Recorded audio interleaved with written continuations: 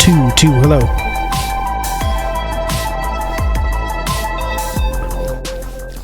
Two, check.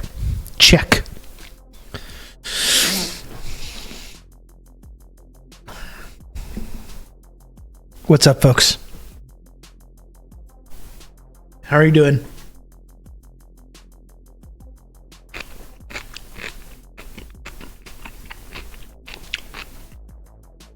Talk to me.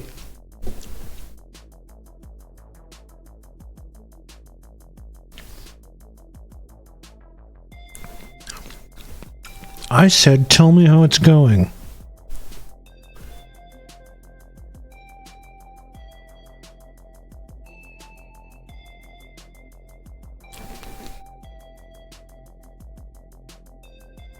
I'm just trying to quickly scarf down my lunch here.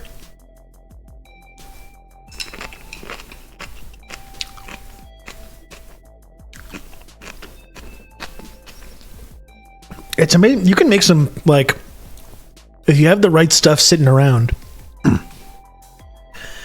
you can make some really nice stuff, just sort of leftovers. This is just all this is right now. You got leftover rice from last night. You got whatever was left of the remnants of the rotisserie chicken that I got the other day, which I got like 3 separate meals out of. Added some kimchi. Yes. Added some kimchi, added some green onion, and you got a nice little exotic little bowl for you. All leftovers.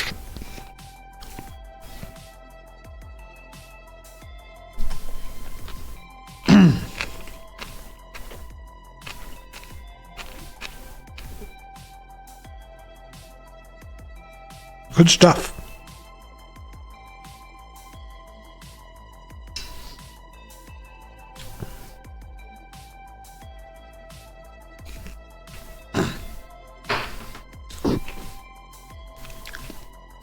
Rotisserie chicken really is the GOAT. It really is. And I find them too expensive close to me. Like, I know at Costco you can get them for like $5. The ones at the grocery store near my place are like 12. It's like $12 for rotisserie chicken. But still, like, that might be inflated or whatever, but I had like 4 separate meals. I had 2 really good sandwiches, this meal, and a handful of times, sometimes it's just there in the fridge. You know, you're a little hungry, and you can just pick it up, just gnaw on it a little bit. Unfortunately, the dépanneur does not have them, no. No rotisserie chickens at the dépanneur. They don't have the facilities for that, but there's a grocery store very nearby.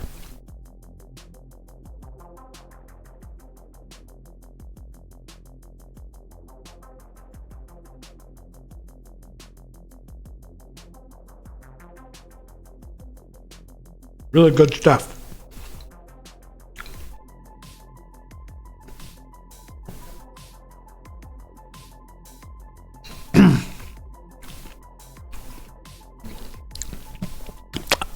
I use the rotisserie chicken with my dumplings, and it sounds fantastic.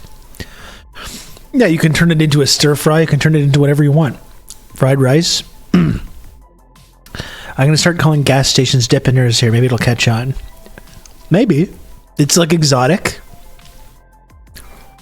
You know? It's different. Maybe it will. It was actually one of the more radicalizing things when I learned that if you have like a EBT, like is it an EBT card in America, or like food stamps? I think that's what it's called. That you can't get rotisserie chickens because it's like hot food. I think that's so fucked up. I mean, obviously there's more radicalizing things about America, of course, but that's just one thing that just like the sort of banality of evil of that. Of just being like, you're struggling, you're on food stamps. No prepared food. No hot food for you, fatty.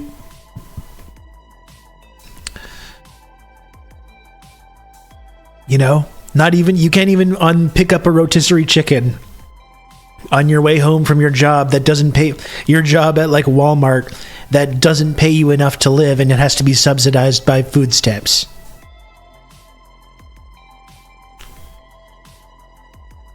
It's just so needlessly cruel.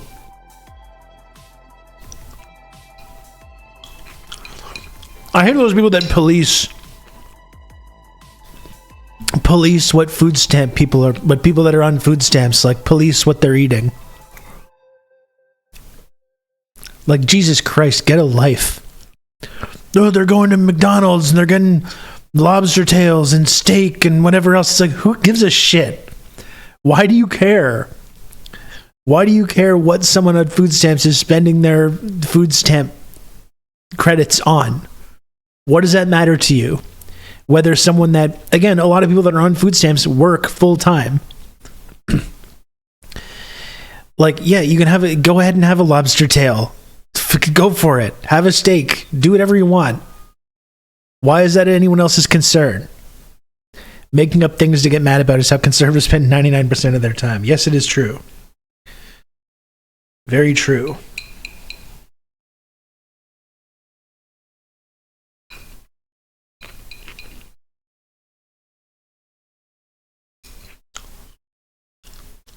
Weird people.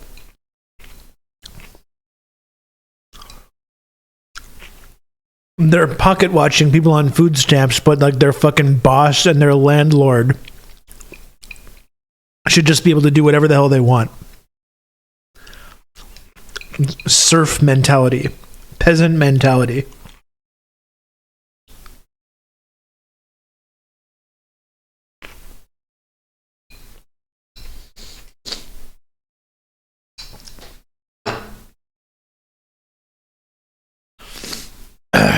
You know who's who just keeps getting kicked when they're down? My boss. You know who has just a lazy free ride? Immigrants and refugees and people on food stamps. We need to really stick it to them and making sure my boss finally gets a little bit of relief.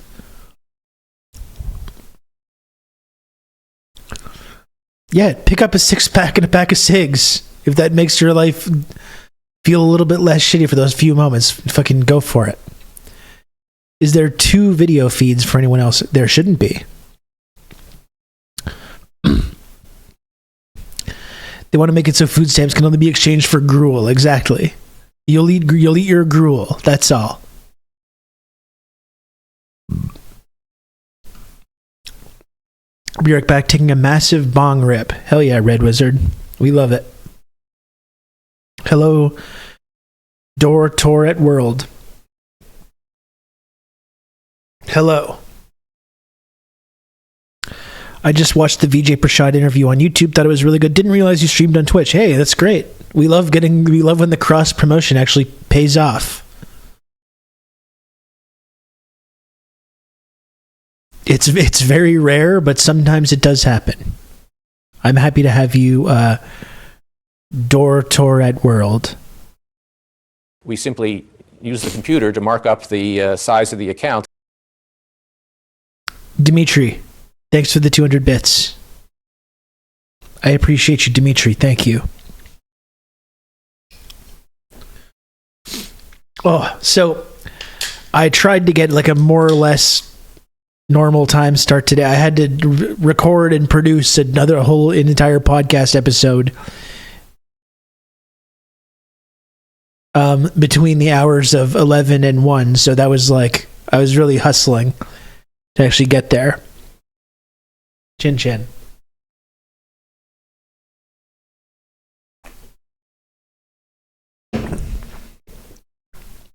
Ugh. And I encourage people to listen to this episode. It's a really good one.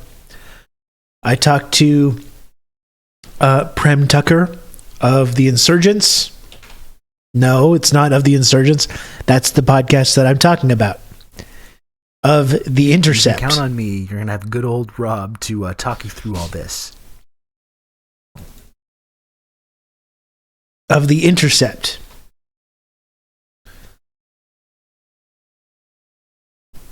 Where's all my windows here?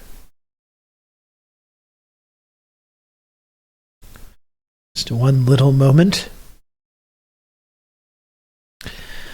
He did reporting at Columbia. That's right. Yeah. So we're talking about the NYPD rolling into Columbia yesterday. A quick little pretend flub just to check if we're paying attention. Exactly.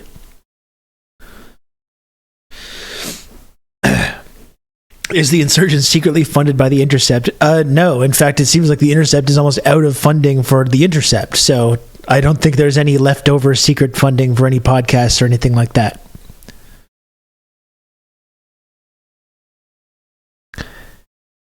Yeah, no, I mentioned that, HTA. That's the really incredible thing, is you have the NYPD kind of threw Columbia under the bus. They threw the Columbia leadership under the bus.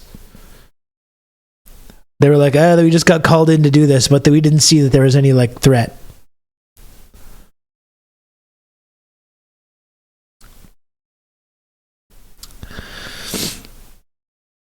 The opposite is true. Those slubs actually pay for Ryan Grimm's salary. That's right. That's why I got to go so hard.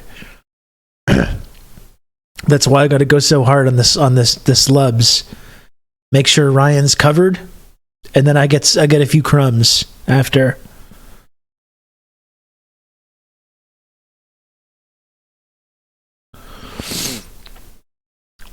So Diego said it's the neoliberal world's mix of general right-wingers who fear the unemployed or poor or happier than they are, and right-wing politicians who want to harass and stress people receiving public support as much as possible. Because they stupidly believe that's the push. People need to be self-sufficient. That's how we get those pedantic assholes worrying about how food stamps are used. Yeah. Yeah, of course. I mean, just this idea that,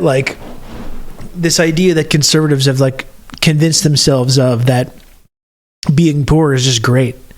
Here's what I don't get about these people. They're like, well, I don't get all my food and rent taken care of.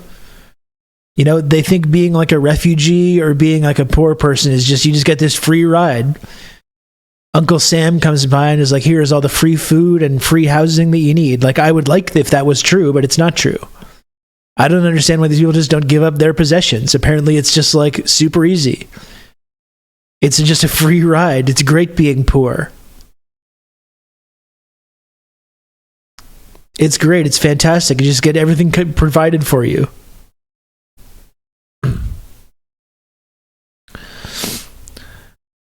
Yes, a big part of conservative politics is getting scared by things you make up in your own head like a child. It's making up a guy to get mad at.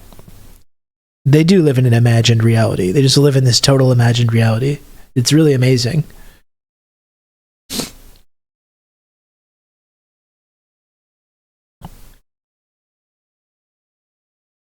Did you see the Tim Pool tweet about how renters are stealing all the money from landlords? No, I didn't. I didn't see that. I'm blocked by Tim. I'm blocked by Tim Pool, who apparently hates free speech. Just because I asked him a few questions about why he hung out with all these neo-Nazi types. So I unfortunately don't have access to Tim's content. The means-tested, threadbare social services are too much for the poor. They should be rotting in a ditch. Exactly. Yeah.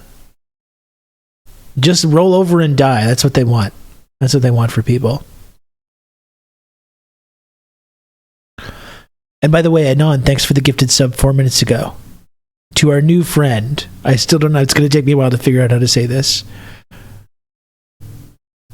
Door to Rat World. Okay. What was I saying? I was really butchering that. Sometimes the lack of capitalization really messes me up. Door to Rat World.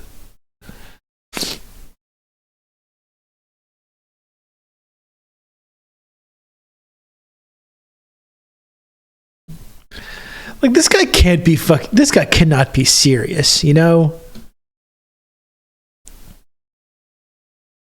Sometimes I think, are these guys just joking or trolling or whatever, and we're falling for it? This guy cannot be serious with this. Maybe he is. I don't know. He's probably not joking. Mr. Bonarelli.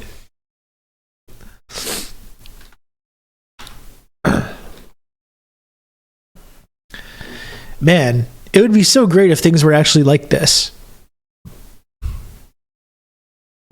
What a society. If you just got a big chunk of welfare every month and you spent a small percentage of that on your housing costs and had leftover money for like food, entertainment, vacation, you know, whatever else. That must be nice.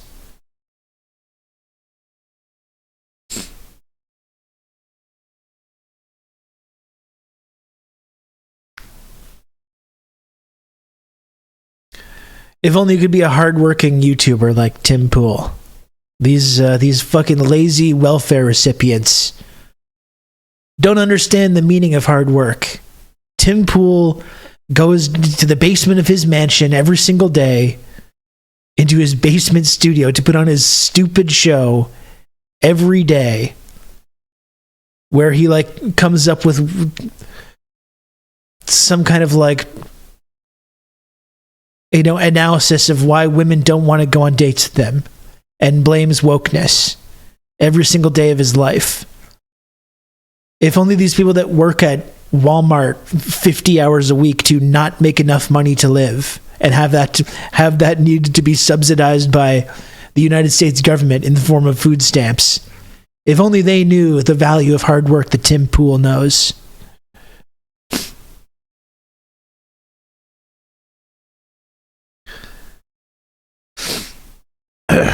Getting bankrolled by the Koch brothers, definitely not welfare. Yeah, when you're just like a part of when you're just like, you get paid by like the fracking industry to just complain about non-binary people in Disney cartoons all day.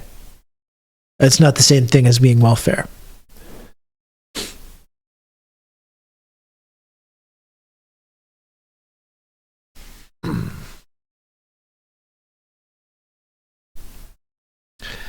It's a living.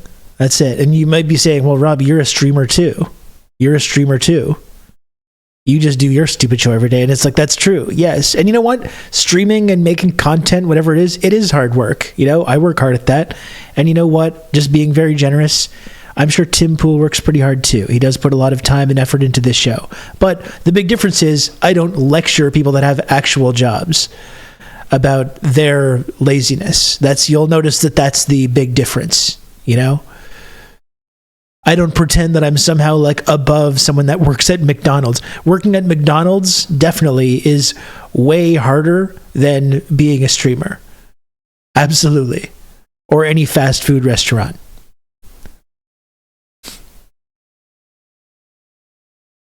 Would Tim Pool be so mad at everything if he wasn't bald?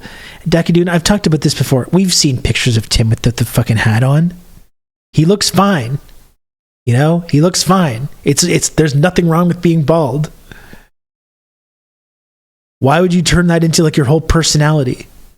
And you take the anger you feel at your hair falling out of your head, and the fact that women don't want to, women don't want to go on dates with him because he's an awful, toxic, noxious person who's not charismatic. It's Tim Pool's success in this whole like independent media world is so perplexing to me.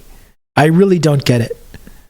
You know, there's some people that I don't agree with that I say like, well, at least they're obviously very talented, you know? There's plenty of people that I say like, I really hate this person, I despise their ideas, I don't like them. They're obviously very talented at what they do. Like Alex Jones. Awful person. Awful, noxious person. But I can clearly see he's very talented. That's why he has such a big audience. You know, he's entertaining.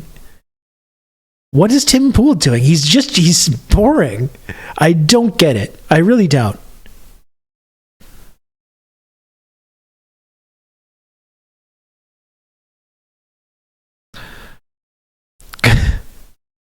Right-wing men self-reflection challenge impossible. You've seen the clip where he's talking about how he's single in his 30s, and it's not because of me. Oh, yeah? Yeah. Like, I'll tell you, the reason I'm 40 and single is because of me. I'll be perfectly upfront about that. I'm perfectly happy to articulate that. I have no problem with that. It's not everyone else's fault. Limbaugh also knew how to do radio, voice inflection. Yeah, that's absolutely. Like, these are like, they're talented broadcasters, awful people. I'm not trying to get anyone confused here. I'm not trying to like confuse. I don't like these people. I don't support their like ideas. I don't like them. But you can recognize when someone's a talented broadcaster. You know, Tim Pool, no. I really don't know what he's bringing to the table. It's like, it's amazing that people watch this shit.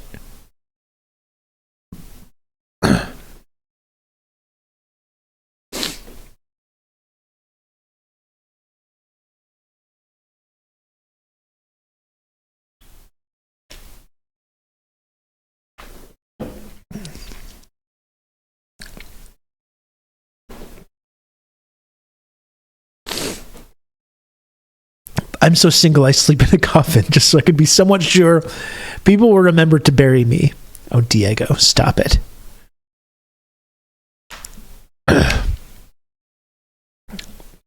We all love you, Diego.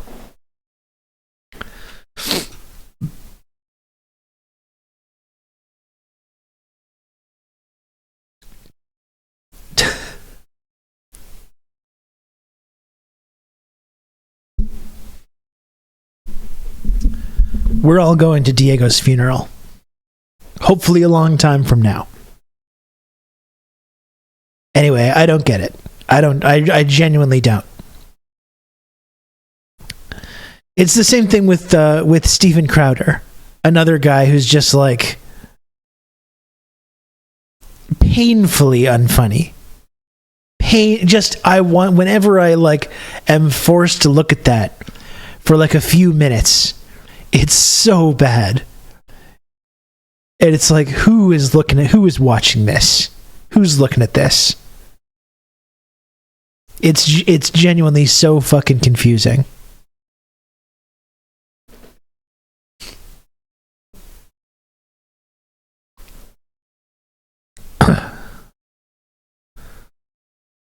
He did fumble the bag as well. Has he fallen off? Like, is anyone even watching his show anymore? Like, for a while, as like painful as it was, you could at least see that, like, oh, you've got an audience. Like, you've got an audience here. You got people plugged into what you're doing. Like, is that even like happening anymore? All these people from his like show talking about the fucked up environment and being harassed. Yeah, I think he did turn down a $50 million deal with the Daily Wire. Caused a big fallout with them.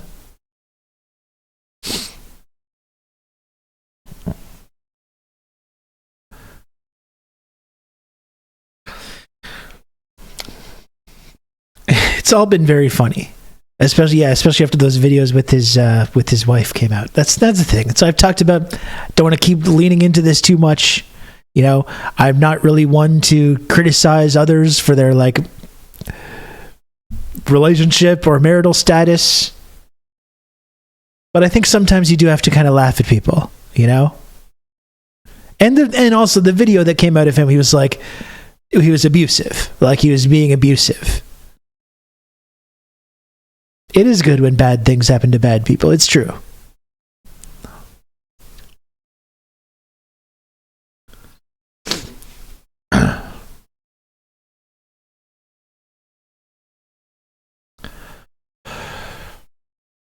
Mr. Chowder fumbled multiple bags, his wife and the deal with the Daily Wire. Yes, really.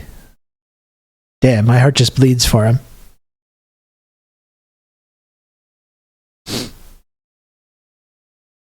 He threw away $50 million because his contract stipulated he can't get instantly banned from platforms for saying the N-word. God damn.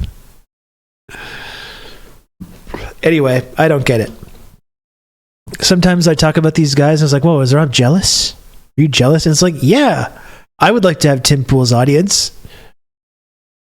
Absolutely. Yeah, I'm fucking jealous. It's stupid. It's enraging that the Tim Pools of the world are literally multi-millionaires from doing this stuff despite having no talent and bad ideas. And here I am plugging away every day on this platform with good ideas and talent, and I make a living from it, and that's nice. That's something I appreciate a lot. But it's like, Jesus, and good looks as well. I didn't want to say that. Wow. Okay, Rob. Seriously, wow. I didn't want to say that, but if other people are going to point that out, then I'll mention that. Jesus, Don Dark Sony, thank you for 10 gifted subs. Oh my goodness. Don Dark Sony, thank you so much for 10 gifted subs. That's fantastic. No, I definitely don't want his audience. I would like the audience numbers or even something remotely comparable. I don't actually want the audience. I could do without them.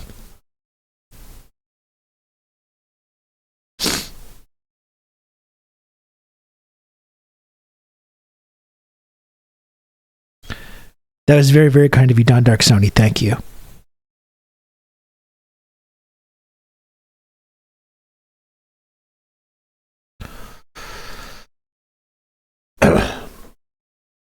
I don't want a new triangle. I would just like to have a couple more thousand people involved in this one. That's all. That's all. Is that so bad? Is that so wrong?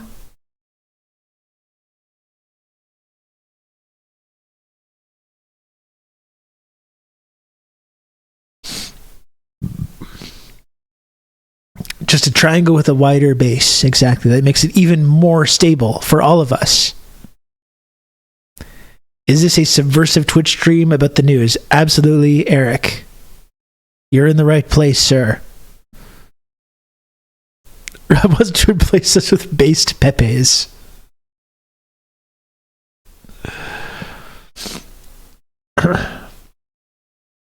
First you get the clout, then you get the money. That's how that saying goes. Okay, so what new to report? I was talking about the drama yesterday with my kid in the school and the Froyo incident, which I actually was like, I found kind of upsetting. Not as I mentioned yesterday, not because of specifically the Froyo, but just, they told me he was upset, and it's just, there's all kinds of shit going on that triggered some kind of emotions for me, so that was upsetting. But when I went to pick him up, he was in a good mood. Apparently he had gone down to the office, and the secretary, who's very nice, tracked him down some Froyo. So he ended up getting, after a little bit of drama, he ended up getting his Froyo. The secretary found him some, so he felt better. We had a nice night. Oh, it's okay, St. Lotus. It's not a big deal. We had fun, We had a fun night. He's coming back tonight. We are going to eat Pizza Hut and probably watch X-Men 97. So that's what's on the agenda for this evening.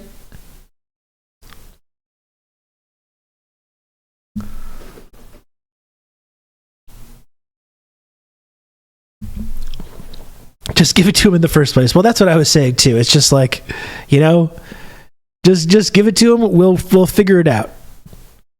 I'm good for it. I'm good for it. We'll figure it out. It's not the end of the world.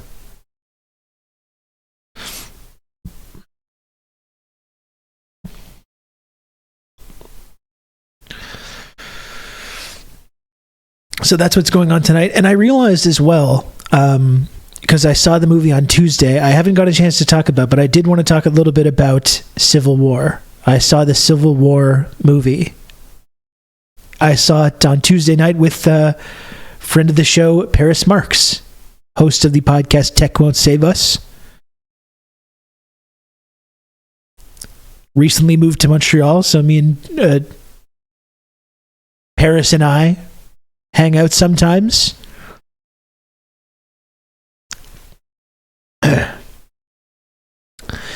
We went to see the movie.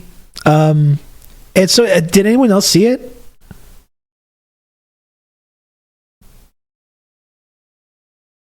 like, I don't really want to spoil anything. We don't need to spoil anything or get into like big like discourse about it. The movie Civil War. That's what I went to see on Tuesday, and because I didn't stream on Wednesday, so I didn't get a chance to talk about it. Okay, Baldwin. Wow. I think they're both good. I think both of the podcasts are good. Is it worth seeing in the theater, or can I wait? I mean, it's worth seeing. I don't think it's essential. It's not like Dune 2 or anything where it's just like you really should see it in the theater or see it in IMAX or whatever. You can wait till it hits streaming or whatever. But I do think it's definitely I didn't love the movie, but I think it's worth watching, and it's an interesting jumping off point to like some discourse. But this was kind of my takeaway. It's weirdly apolitical. It's really well made. Like it's very competently directed. There's some nice, it looks good. The cast is good. There's some nice performances. Is it better than the Ethan Hawke flick? I would say yes, it's better, but they're definitely, it would be a good double feature, both of those movies, because they're very they're like lib ruling class disaster movies. Yeah, Jesse Plemons is in there. He shows up. He's great in that. There's some cool explosions. How does a movie with that premise do apolitical? Well, this is the thing. Like, this is my kind of takeaway from it. There's no real, because like this is the thing is that it doesn't really dive too deeply into like why the Civil War is happening. That's kind of just left unexplained. You just the movie picks up, there's this Civil War going on, and you follow these journalists going on this road trip through ruined America, basically, to go to Washington, D.C. And the whole cause of this Civil War is never really outlined or discussed in any way. But you have these loyalist states, and then you have the Western forces, which are primarily Texas and California. Texas and California have seceded, and they now make up the Western forces, which is like part of this Civil War.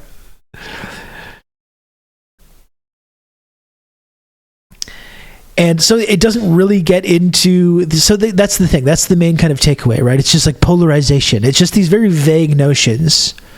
Polarization. America's polarized,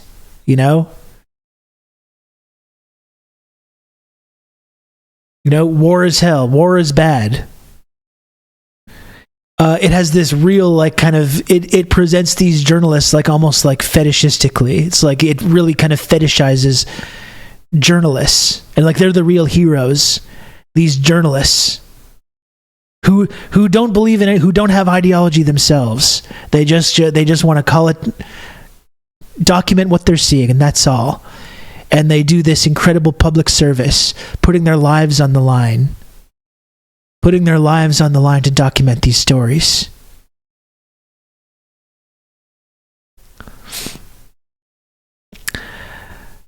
They report the hell out of the news. And, but so the thing is, so it doesn't mention like what this president did to like cause this split in the country. And it leads to this like kind of this basically siege of Washington. The goddamn news. Exactly.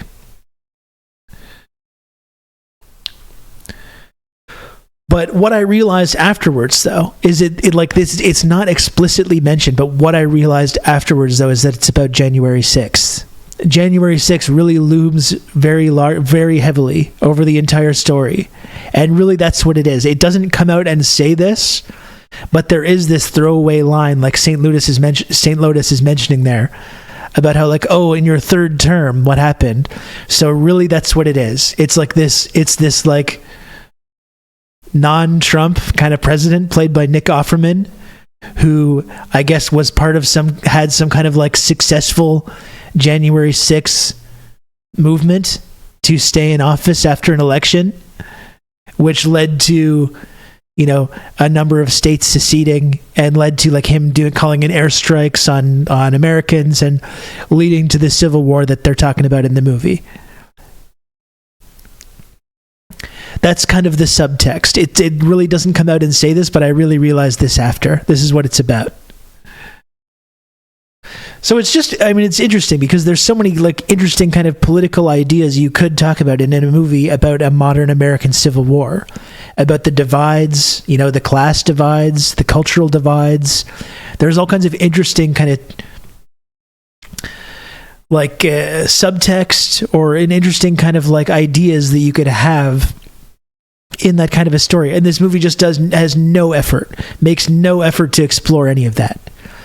It's just these very kind of surface level, somewhat boring platitudes, basically, about how wonderful and heroic journalists are, and about how America's like divided, basically. That's pretty much all there is. But as I said, it's not like it's a bad movie. I think politically, it's generously incoherent, and weirdly apolitical, like I was saying. And just kind of like, it's like fetishizes this idea of journalism. But it's still, I mean, there's some nice performances. Kirsten Dunst in it, she's good. There's some good performances. It looks good. It's well put together.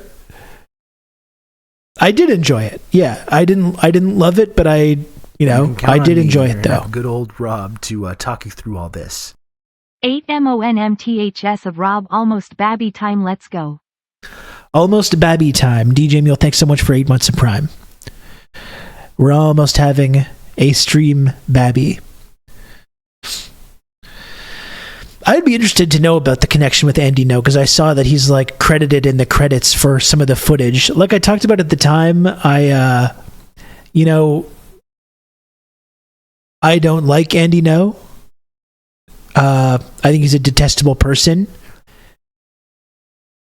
Yeah, I mean, I know he does have a lot of footage of like these protests and clashes between people and police and everything like that, so I understand they did use some of that, I think, in the early parts of the movie. I don't think it really tries to glorify that perspective, and in fact it's really an example of how apolitical it is. To talk you through all this. Diego, thanks for the gifted sub. It's an example of like how apolitical it is, because there's this moment where there's this reference to the Antifa massacre. Oh, you took that iconic picture of the Antifa massacre. And it's really like, it's put out there in such a way that you can, whatever your ideology is, it can ascribe whatever you want. Were Antifa massacred by the police or by like right-wingers? Was it a dangerous Antifa gang that was conducting their own massacre of like poor American small business owners? We don't know. That's the whole thing, Risk Inverse. It doesn't say. It's just, oh, you took that iconic photo of the Antifa massacre. So no matter what perspective you're coming from, you can kind of project your own viewpoint onto that.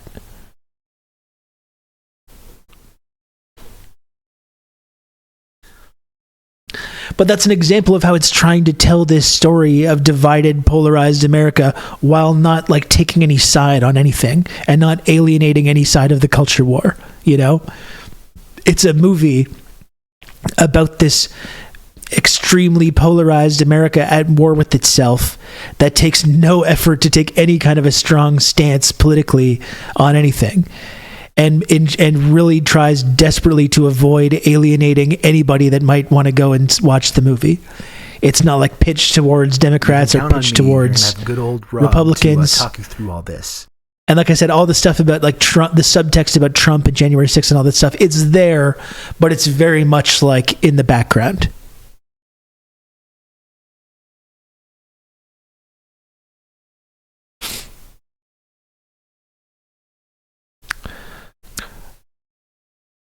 You take all sides, because all these sides are just the sides of a little thing I like to call America. That's it. When did we stop talking to each other?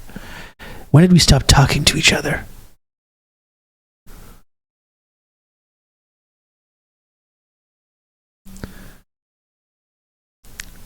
Someone self-immolated live while CNN was airing the front of the court where Trump's shit is going on. Jesus Christ, that just happened now?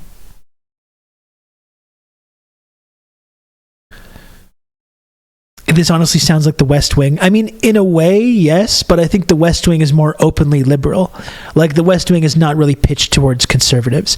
It does have this kind of like, it does have this sort of like effort to promote this idea of like moderate conservatives, or it's like rehabilitating conservatives, but it's really pitched at the kind of at a liberal audience. And I don't think Civil War really is. I think Civil War is just like, here's a disaster movie about America getting fucked up, and let's try not to take any position on anything so people can watch it. Imagine dying for Donald Trump. Well, I don't want to speculate too much, but I don't know if that's about Trump or if it's about something else and just using that example.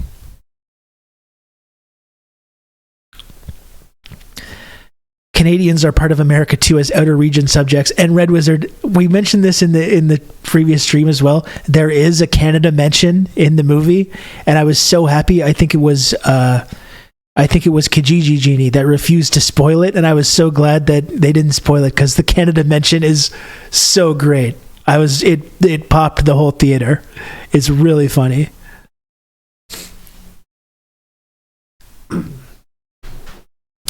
But I will say as well, one plus side to this movie. I've talked about the things that I kind of don't like about it, even though it's, like I said, it's very competently put together.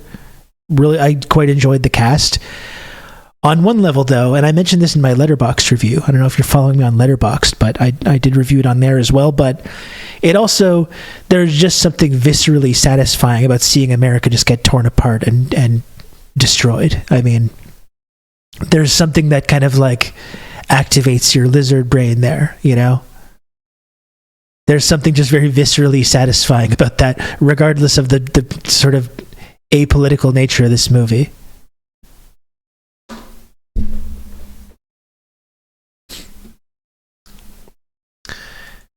Yeah, I'm on Letterboxd.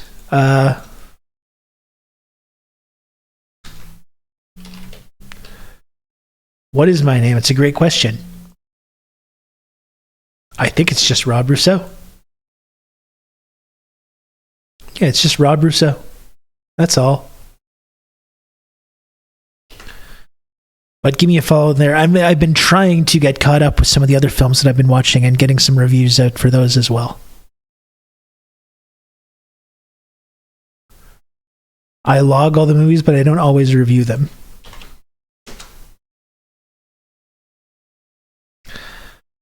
Letterboxd, I hardly know her.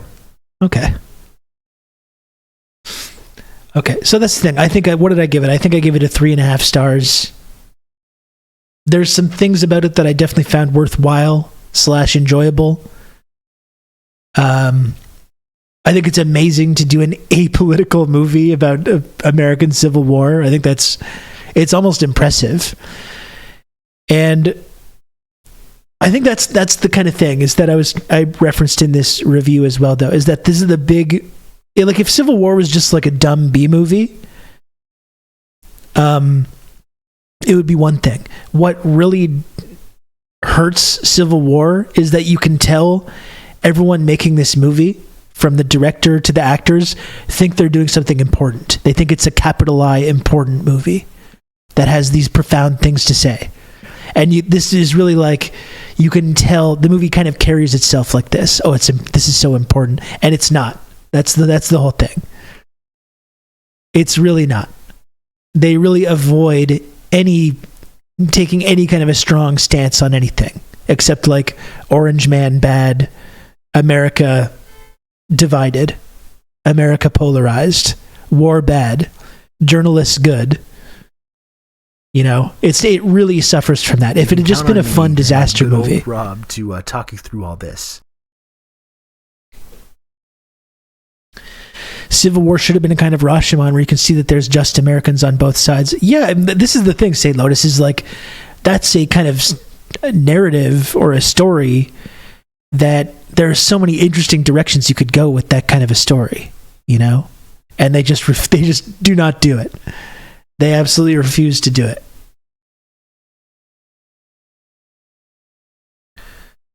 Who's this now? Don Darkzoni, thank you for another 2 gifted subs. My word. My word. Such strong support from our friend Don Darkzoni. Don Darkzoni, I owe you a coffee in the Langley cafeteria. Gonna meet up there later.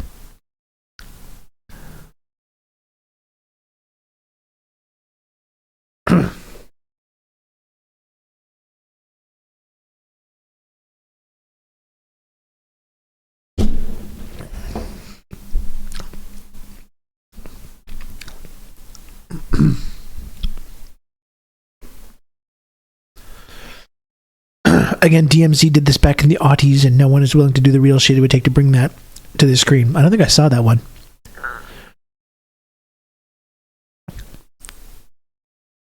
If only we could just come together, and that's why this community is so important. It's exactly why this community, folks, is so vital.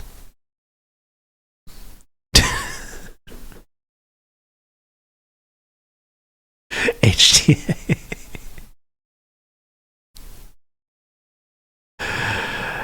Oh, okay. Anyway, we're charging our crystals, boys. Not a good show. Great graphic novel. Would recommend. Cool. Yeah, I mean that's the frustrating thing. It's a really interesting concept. There are definitely things about it that I liked, but it represents a pretty big missed opportunity.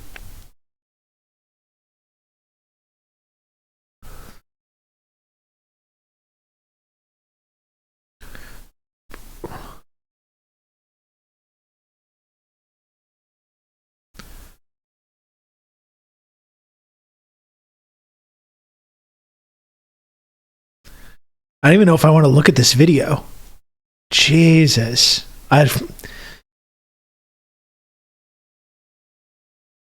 Man. There doesn't seem to be anything too objectionable. This is fucked up, though.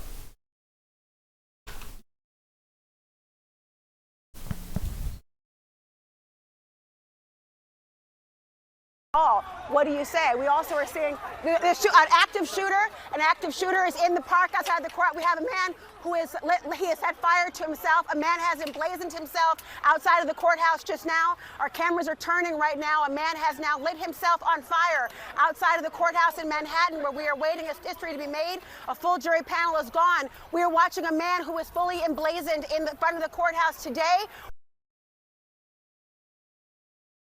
Jesus Christ. Yeah, this is real. This just happened. You got to wonder whether this is related to like the Trump stuff or whether it's just someone taking advantage of that. I don't want to speculate too much. If it is someone that's just doing it because Trump's being arrested, that's one of the worst things I've ever heard. It was weird how her first instinct was to say active shooter. I guess I've never been in that position as a live journalist, but no, there's no information. I guess there's no real need to speculate on it, but that is really fucked up.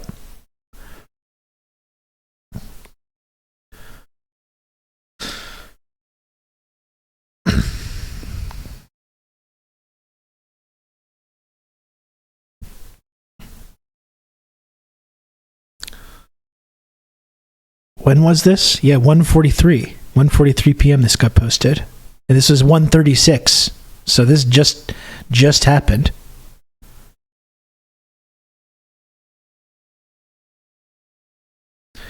Maybe this is just bias, but I haven't seen as much self-immolation as what's happened in the past few months. No, it's definitely like extremely disturbing. Door to Rat World. There was a woman that self-immolated a few months ago, and we don't even have information about them. There was someone in Red Deer, Alberta. Like just the other day. It didn't even make the news.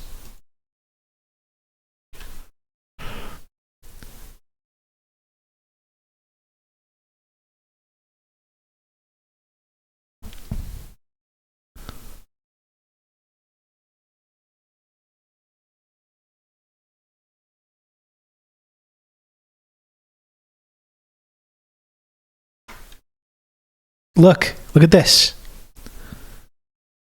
Yeah, someone did it as they were being evicted a few weeks ago.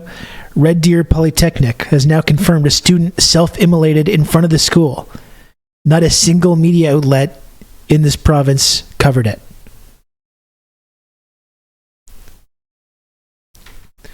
Yeah, this can't be a sign of like a healthy society, right? Like,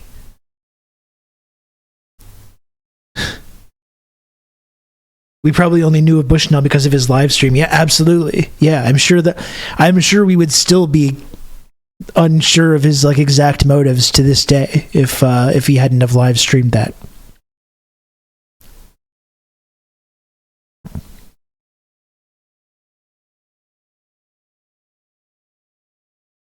Man, I mean, I didn't even get a chance to talk about that much when it did happen, but I was so disturbed by that. That was one of the most disturbing things I've ever seen.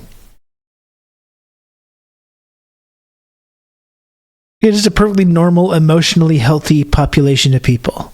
And it's for different reasons as well, right? Like there was a climate activist last year who self-immolated because of the climate crisis, and we barely even heard of that as well.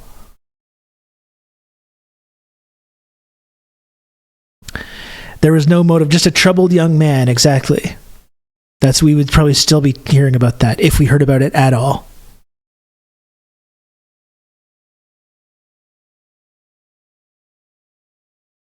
Yeah, no, HTA, it's extremely bleak.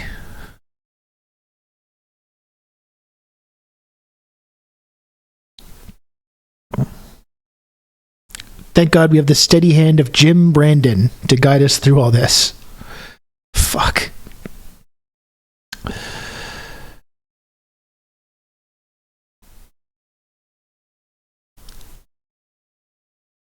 Yeah, I don't know. I'm curious to know what this is about. Whether it's related to Trump or whether it's someone taking advantage of all the cameras and everything that's there.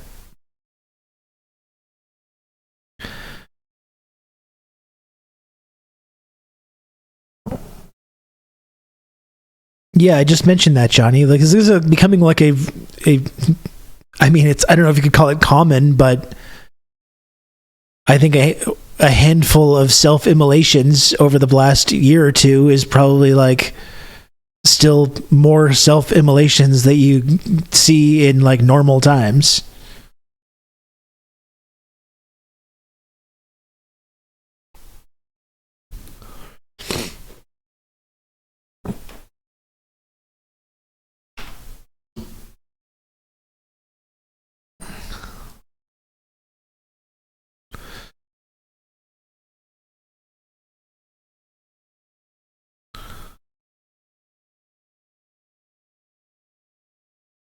God, that was extremely disturbing.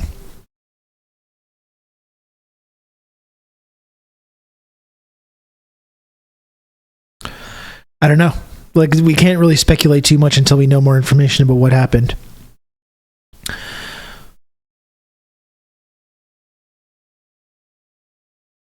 Like I said, if it's someone that's just doing it because they love Trump, that is just awful on a whole other level.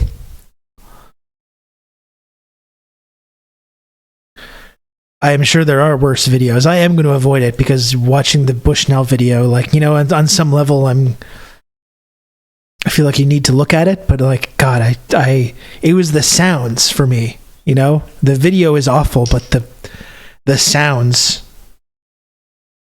stayed in my head for weeks. Like that night I couldn't sleep. I was trying to sleep that night. And it was just playing over and over.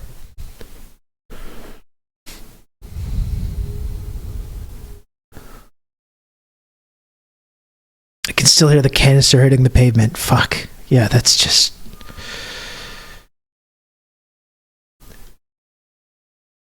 I really think about what he said a lot too. This is what our ruling class has decided will be normal. You know? I really think about that a lot.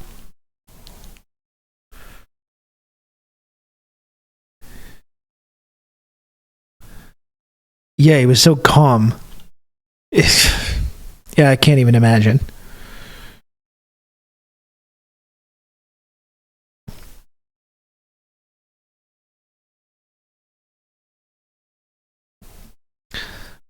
Well, that's kind of what we're saying, right? Door to Rat World. Aaron Bushnell is so incredibly lucid. It's disgusting to portray him as mentally ill or deranged person. Yeah, they tried to do that, but they couldn't. You can't really do that when he's on camera moments before, just being totally calm and lucid. You know, But that's what we mean. If he hadn't documented it like that, if he hadn't live streamed that, that's all the conversation would be, you know? And he literally forced media, like, apparatuses, institutions, to reference Palestine and talk about the reasons for why he did that, which they would not have done. They would not have done otherwise.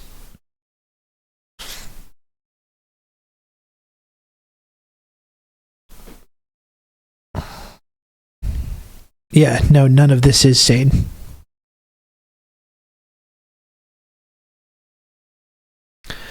Yeah, and reading his last social media posts and reading his last words in full, too, verbatim.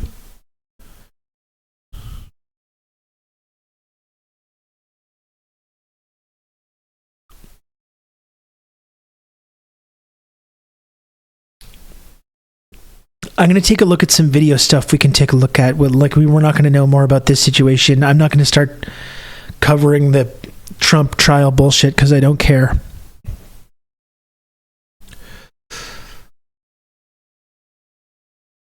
My favorite response was people trying to say the people in Yemen or Palestine don't care, followed by multiple pictures of the people in Palestine and Yemen holding banners of him. Yeah, I mean, there was something beautiful about that.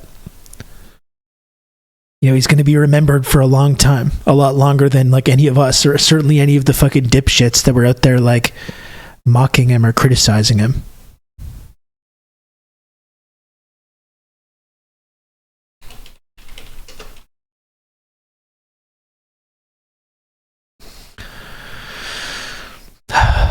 Trump, get him out, he's corrupt.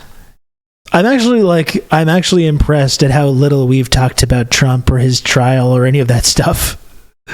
You know, even if I do the Insurgents podcast, which is maybe a little bit more oriented towards talking about that kind of stuff, we have spent very, very little time covering it, and I'm glad for that. I like it. I love that for us. Who fucking cares? Really?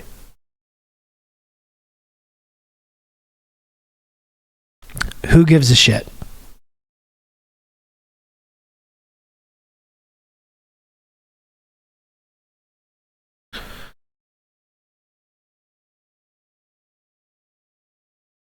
There's a gosh dang Cheeto in the courtroom. I love the stuff that, I mean, conservatives do this with Biden too, where like the things that they talk about humanize him more and make him seem like more empathetic. Like all the stuff with his son. He loves his son, the drug addict. He called his son and said that he loved him. Like that's the most humanizing thing that I've seen from Joe Biden. As in Trump was falling asleep in the courtroom. Yes, I get it. I've been there. I'm always falling asleep during shit that I find boring. I'm falling asleep sometimes when I'm not bored, when I'm trying to stay awake. You know? And I'm 40. I get it. Like, who cares? Why spend longer than like 5 seconds talking about Trump falling asleep at his trial? Why? Like, what's the point? It's some kind of gotcha. Oh, he was falling asleep. Sleepy Don. Sleepy Trump. Like, what? What is the purpose of this? What is the purpose of this?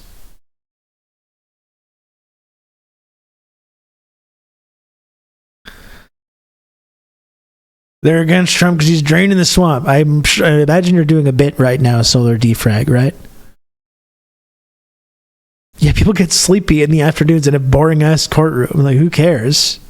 Jesus.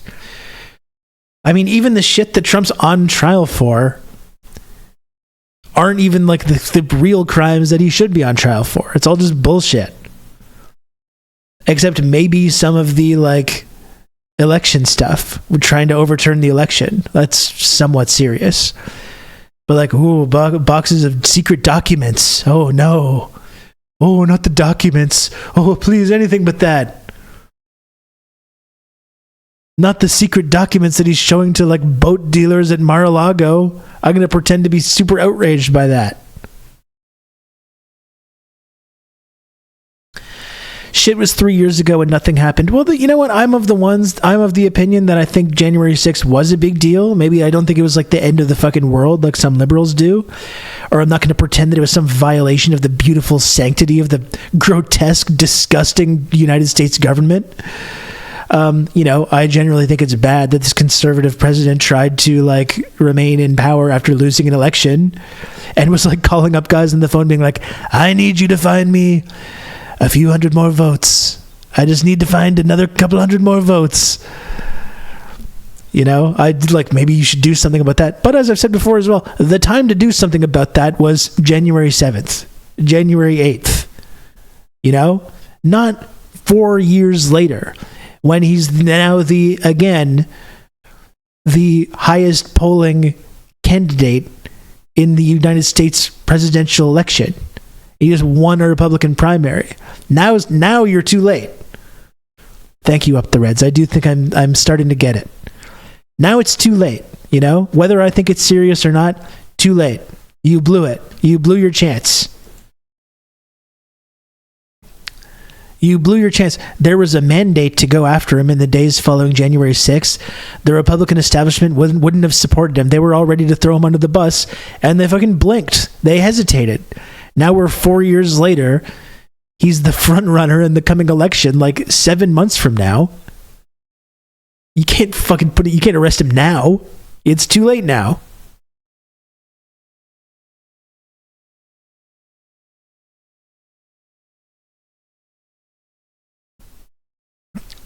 Lula sent all the shitty January 6th reenactors straight to the Lulag. That's right, and they punished all the saps and dipshits that got pulled into it and participated in this half-assed failed coup thing.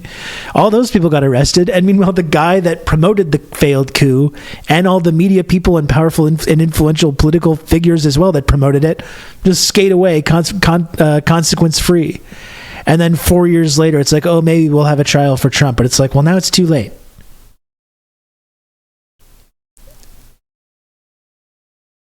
Yeah, they should have impeached while little shithead like Crowley were running for their lives. Well, and they impeached, but they didn't actually have any real consequences. Yeah, the libs fumbled the bag. They left up to Liz Cheney to hold hearings or some bullshit. Yeah, you turned Liz Cheney into a liberal hero and you hold a bunch of hearings that accomplish nothing.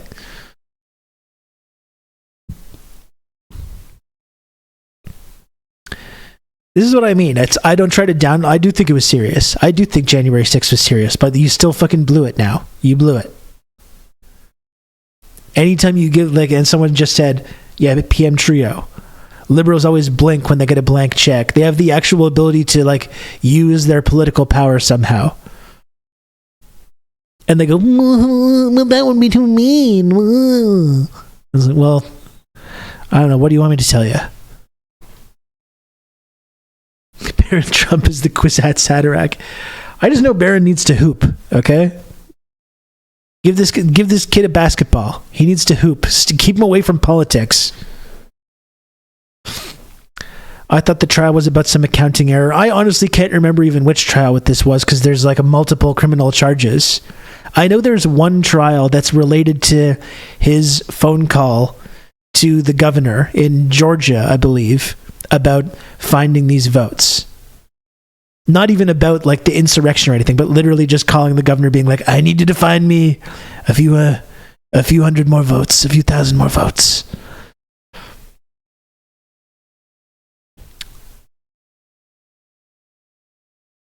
Yeah, the hush money. That's the thing. That's all the other criminal stuff. The hush money coming out of the wrong account. Oh no. Oh no, what a disaster.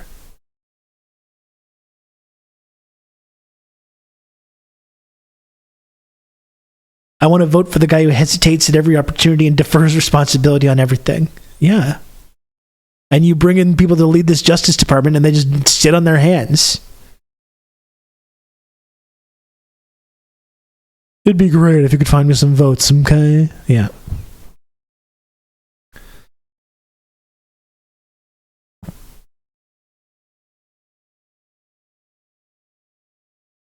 There were at least 4: Stormy, the company financial and tax fraud, the documents, and Georgia elections.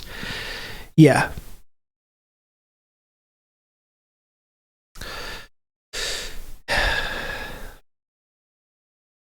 I'm voting Yang. We need more sensible politicians, IMHO. Thank you. Not left or right, but forward. That's where you need to be going. Anyway, it just none of the shit matters about these trials anymore. Like he won a Republican primary. He's the presumptive nominee for president. He's beating Joe Biden in the polls in a lot of in most polls that you look at. Whether he deserves it or not, now it's just too late. Now it's too late. Like they try to what's going to happen if they literally try to arrest him and prevent him from running? People are going to fucking lose their minds. People are going to absolutely lose their minds. This is what I think is kind of fascinating about this election. And like I said, I'm kind of divorced from thinking about electoralism, like either in Canada or the United States, and getting into like the horse race type stuff. I do think there is something fascinating about this election, which is all the ways that America could be completely torn apart after this election. And I kind of thought that's what was going to happen after 2020, and it didn't. Maybe America will continue shambling onwards after this one as well. But, like, there's no outcome. Like, if Biden wins, they just won't accept it. They're going to lose their minds. They already kind of accept this premise. It's basically a fact in the conservative world that Joe Biden stole the election because of, like, COVID and mail-in ballots. So if Biden wins, even if Biden wins totally legitimately, people are going to lose their minds. Biden might lose because of how fucking awful he is and because they're supporting genocide.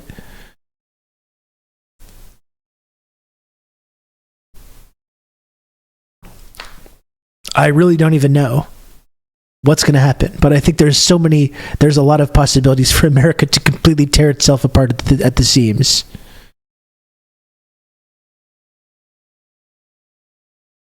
But who knows? Who knows what's going to happen?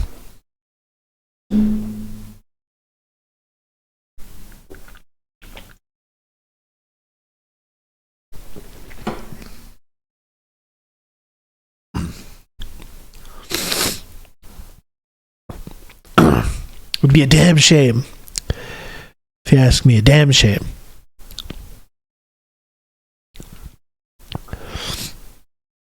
Have you had a rainstorm? No, I actually just saw those in the store the other day for the first time.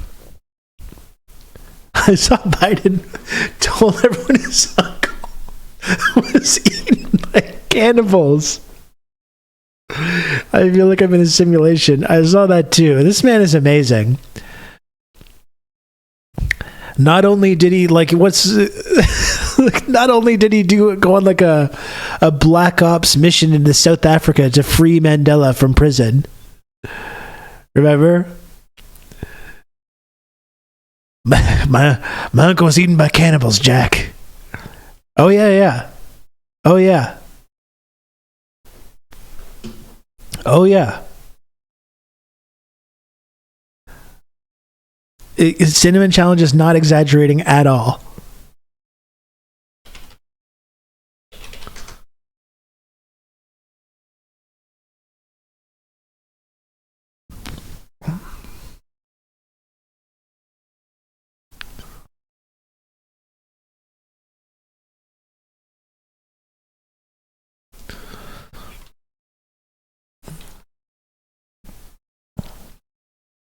Biden suggests uncle eaten by cannibals in New Guinea, but military says his World War II plane lost at sea.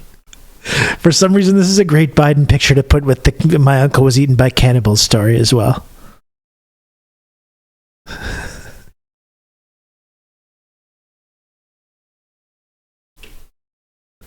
Looking great, sir.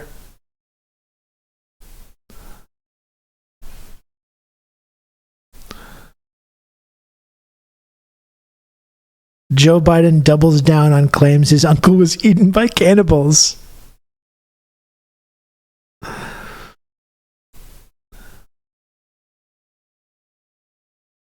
Is this on video? Sunday. Look at this.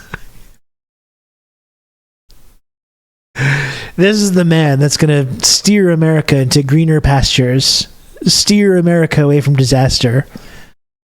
He's gonna restore the soul of America. This man, he's got everything under control. Trust the plan. Back when D-Day occurred, and on Sunday, the next day, my mother's 4 brothers all went down to the recruiting station and joined the military. Every one of them volunteered. And my uncle, they called him Ambrose Brosey, they called him Bosey. My uncle Bosey was a hell of an athlete, they tell me, when he was a kid. And he became an Army Air Corps before the Air Force came along. He flew those single-engine planes as reconnaissance over war zones. And he got shot down in New Guinea. And they never found the body because there were a lot of cannibals for real in that part of New Guinea. And then my son volunteered to go to Iraq for a year, and he came back with stage 4 glioblastoma. And they gave, like many of you, risked your lives, and you know people who gave their lives to the country. We're heroes. But one of the things that as I was doing that today, I was reminded of what my opponent said. I'm just going to do an impression of one of Biden's advisors, okay? I'm just going to do a brief impression of one of Biden's advisors off stage watching this play out. Back when D-Day occurred, and on Sunday, the next day, my mother's 4 brothers all went down to the recruiting station and joined the military. Every one of them volunteered. And my uncle, they called him Ambrose Brosey, they called him Bosey. My uncle Bosey was a hell of an athlete, they tell me, when he was a kid. And he became an Army Air Corps before the Air Force came along. He flew those single-engine planes as reconnaissance over war zones. And he got shot down in New Guinea. And they never found the body because there were a lot of cannibals for real in that part of New Guinea. And then my son volunteered to go to Iraq for a year, and he came back with stage 4 glioblastoma. And they gave, like many of you, risked your lives, and you know people who gave their lives to the country. We're heroes. Play the music. There are a lot of cannibals for real. What the fuck?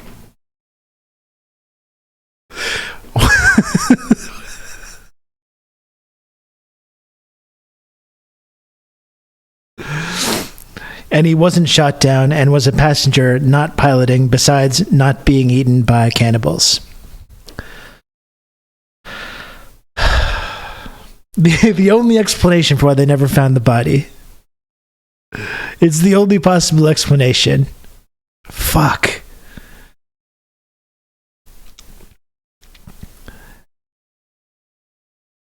I thought he was making a metaphor. But no, he literally thinks his uncle's body was eaten by cannibals. Yes, he does.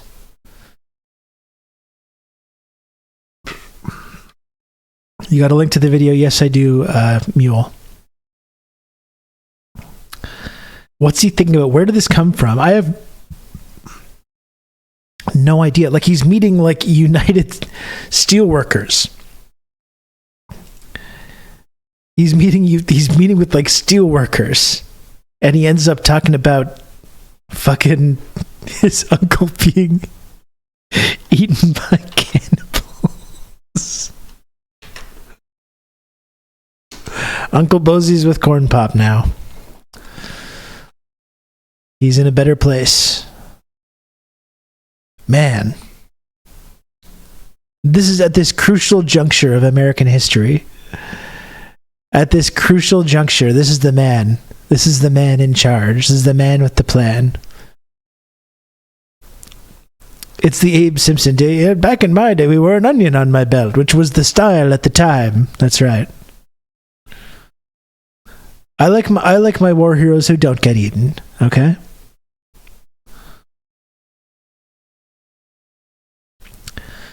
People in PNG don't just snack on pilots for fun. Cannibalism was a funeral ritual, and it's not the only example in human history. Yeah, it's conjuring up these incredibly racist, like, caricatures of, like, savage islanders.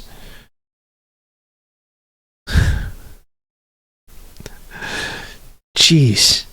That is really something else. One presidential candidate is on trial for fraud. The other's insisting his uncle was eaten by cannibals.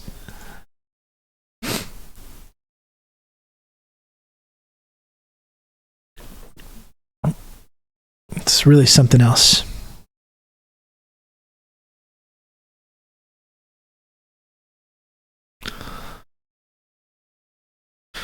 Oh. Biden's uncle was eaten by cannibals, and you're laughing.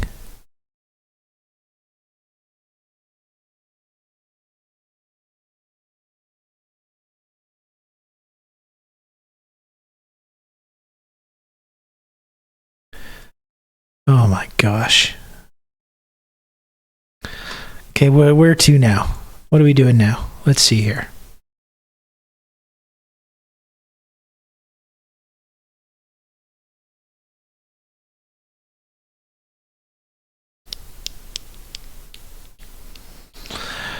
Let's see what we have here.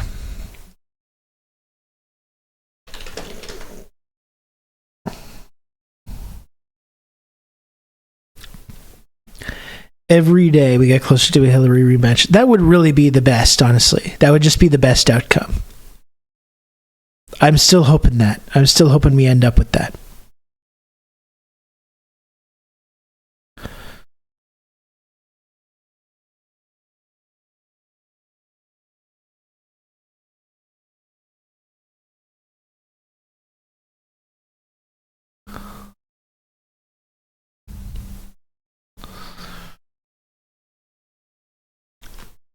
There's still time. Well, maybe that's what the DNC is going to be about. Maybe the DNC is going to be about Biden stepping aside. Although I guess the problem with that was if they don't feel like they can win with anyone else but Biden, it might not be an option. You know?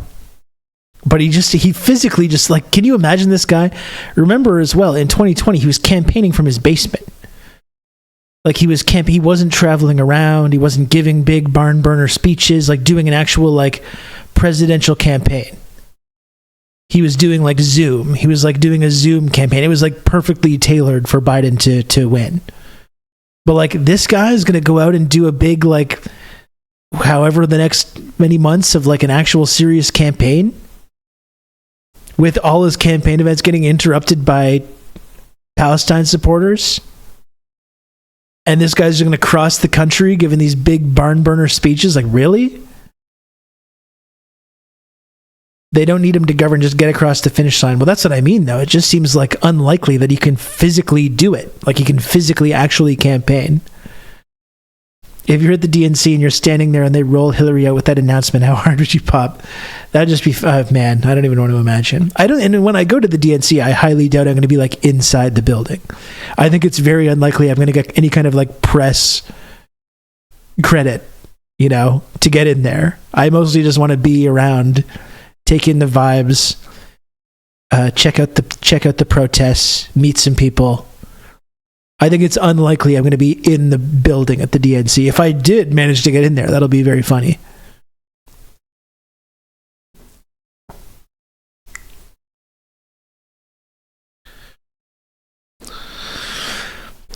Are you going to stream from the DNC? I mean, I'll definitely do some stuff. Absolutely.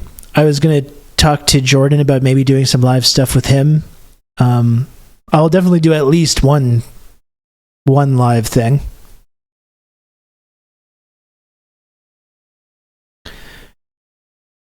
And remember, if you're part of this community and you want to hang out, you want to do a live TRRS meetup, an officially sanctioned one. We've had a number of unsanctioned meetups. But if you're in Chicago or the area around that time, I will be there. We can do some stuff. We can hang. Can we shotgun some rains? Absolutely. Absolutely.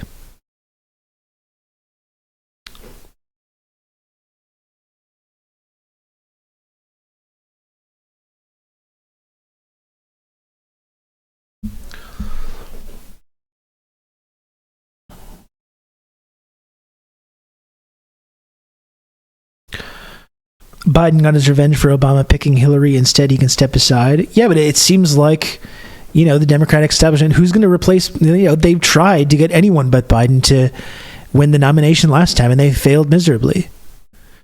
Like, there may be a feeling behind the scenes in these, like, Democratic Party power players that Biden's just the only one that has the name recognition and the ability to do it.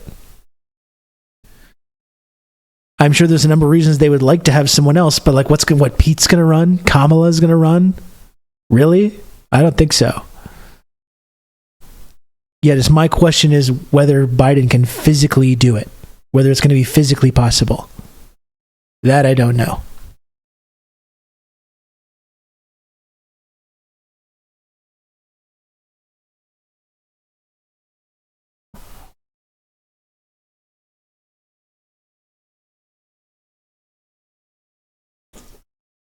John Kerry, that would be funny 20 years later.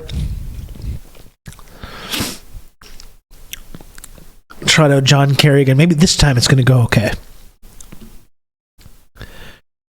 Yeah, Pete, we talked about that. We saw the self-immolation thing. I'm just waiting to see if there's any like information that comes out about it.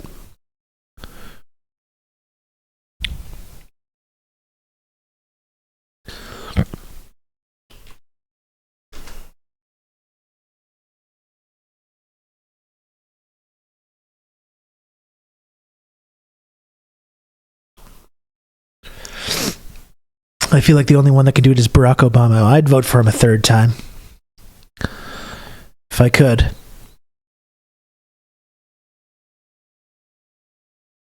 Jesus, very windy.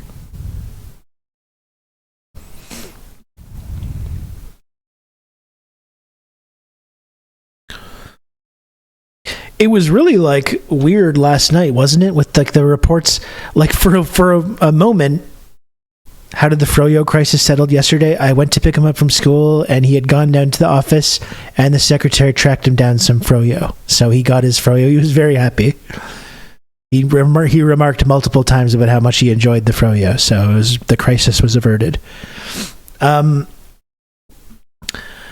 last night, it really felt like shit was about to kick off, right? And there was like reporting as well. We were reporting about like multiple nuclear sites attacked yesterday. Count on me. You're gonna have good old Rob to talk you through all this. And it was just like, oh shit, is this happening? Is this happening now? And then it was weird how that like got walked back. Spaceman, thanks for the gifted sub.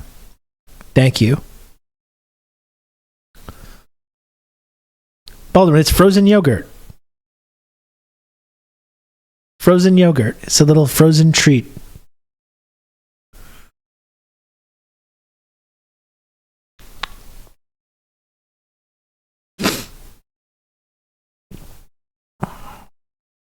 Third term Obama would actually be terrifying. A concentrated, competent imperialist. Give me a corpse or a Cheeto.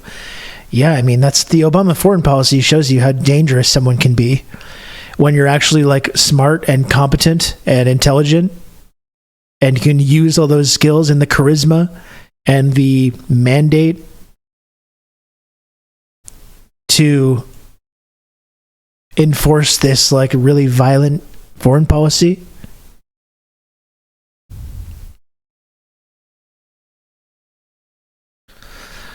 I was such a fucking rube to be fooled by Obama. I mean, we all were, though. We all were. You know, it was another time. It was after 8 years of Bush. We all were watching that. We all were watching that campaign. And he was a fucking great campaigner and incredibly progressive. Imagine if campaign Obama had been actually the president. Like, really, no one should blame themselves for being fooled by that, because it was one of the all-time great sleight of hands. The way this, like, incredibly charismatic, inspiring campaigner came out of nowhere to roll over the entire Democratic Party establishment and then just immediately reinforced all of this exact same status quo bullshit.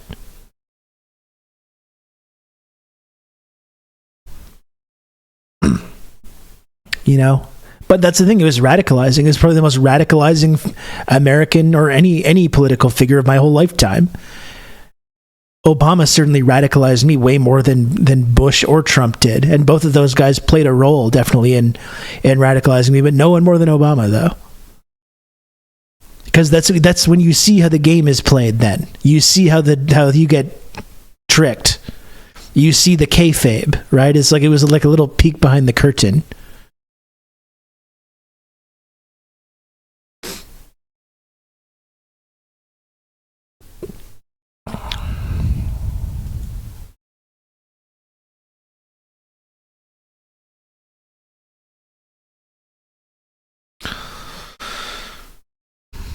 It kind of showed how anyone could put two and two together, how the sausage was made. Yeah, and also, like, especially when it came to the foreign policy stuff, because that was me, like, in 2010 or so, got really obsessed with, like, Glenn Greenwald and learning about Obama's foreign policy and the drone program, the warrantless drone assassinations and stuff, and just showed you how, like, in terms of foreign policy specifically, there's no real way to change that by voting, you know?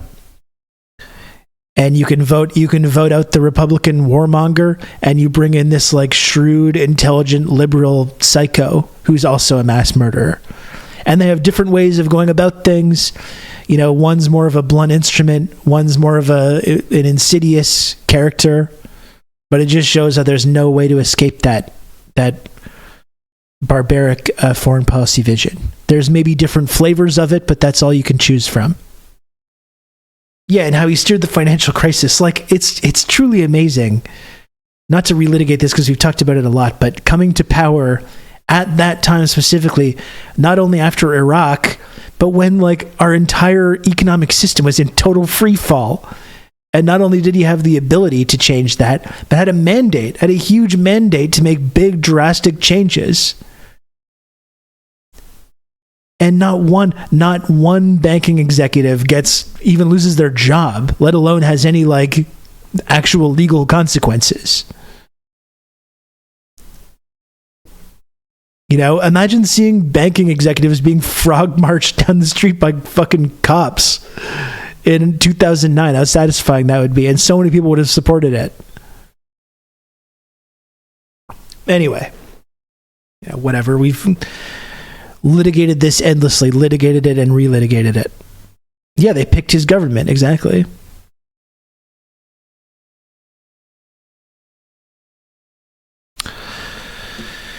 Exactly. Anyway, I think I'd like to put on some kind of video content here. We've got breakthrough news live from the Columbia Palestine encampment right now. Maybe we can check that out for a little bit.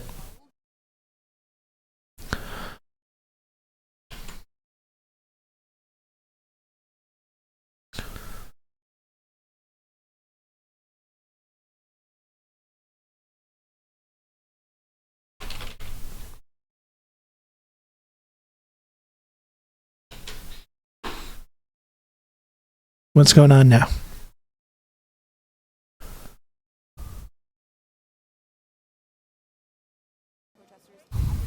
Who were participating, as well as school amnesty for faculty members who were disciplined. And, you know, how does it feel when you got that email from Manoush Shafiq saying, we're allowing NYPD on campus to arrest your fellow classmates? I mean, what was your reaction to that? I think it was also really maddening because it was so clear that their plan was to say, you guys were suspended, so you can't be here anymore. So, like, it's okay if we arrest you. But even the NYPD came out with a statement saying that they were confused. They were, like, confused as to why... I can't really hear. They were here because of Shafiq, but that we were totally peaceful, and, like, they weren't really sure why, like, they needed to be here. And that their excuse was so flimsy because it was totally illegal. None of the or I won't say none, but a majority of the students were not suspended before the arrests. The suspensions came after the arrest. So it's really, really clear that it was so insane.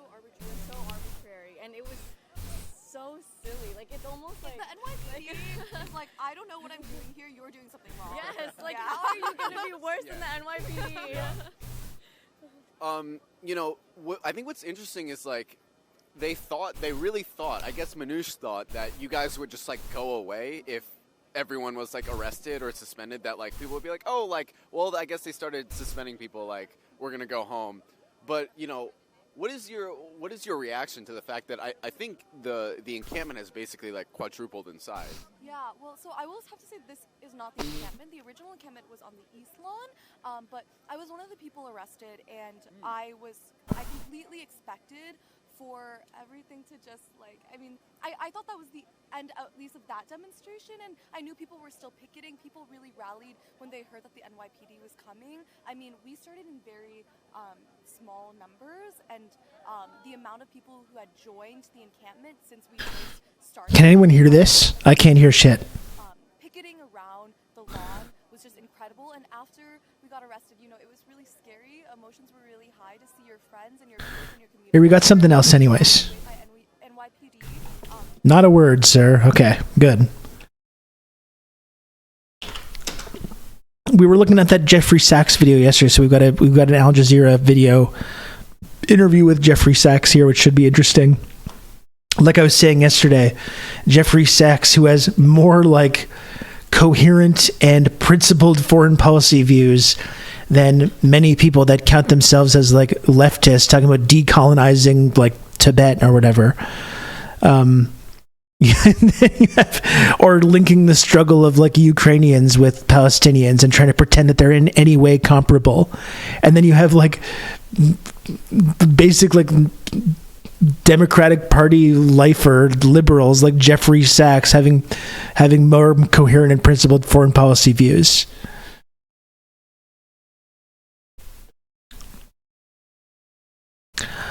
But so this is a video with Jeffrey Sachs, U.S. policies leading to a wider war. And yeah, I started talking about this and got sidetracked, but it really was, it was like crazy last night when you saw this reporting of these Iranian strikes or these Israeli strikes on Iran.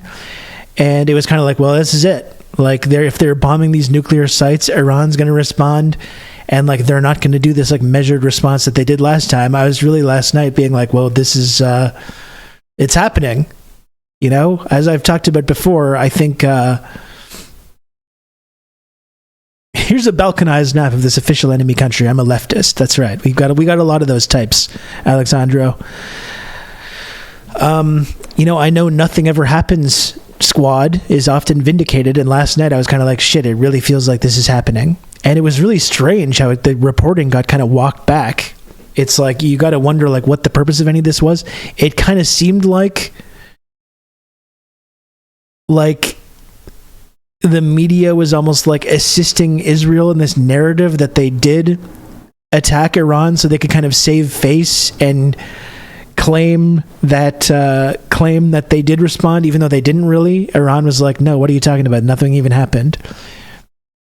So it was really strange to see that play out in real time. Red Fash for not wanting to return Tibet to theocratic feudalism. That's right. That's right. That's the state of our discourse here.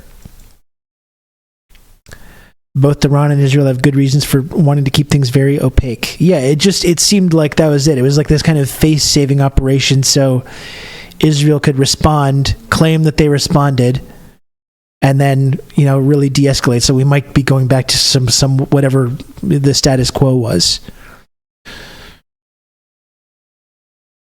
We simply use the computer to mark up the size of the account. Anyway, it was just really strange because for a moment I thought like, oh shit, this is happening now. This is happening. Dimitri, thank you for the 300 bits. Israel isn't even claiming that they did it. This is confusing. But if they didn't, then are they going to respond as they said they were going to?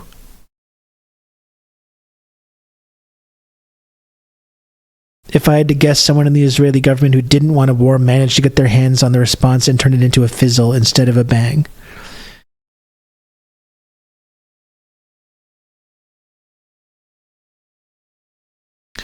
Matt had a theory the U.S. responded for them unilaterally as to preempt a bigger attack.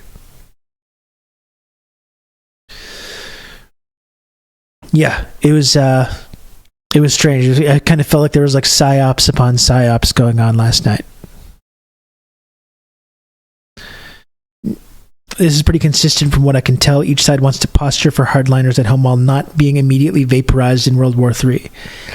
Yeah, I think so. G.G. Allen Dulles. I guess that was kind of like the concern, though, is it's just like we're all hoping and praying that Israel acts like a rational actor and not a country filled with psychotic, like death cult sociopaths.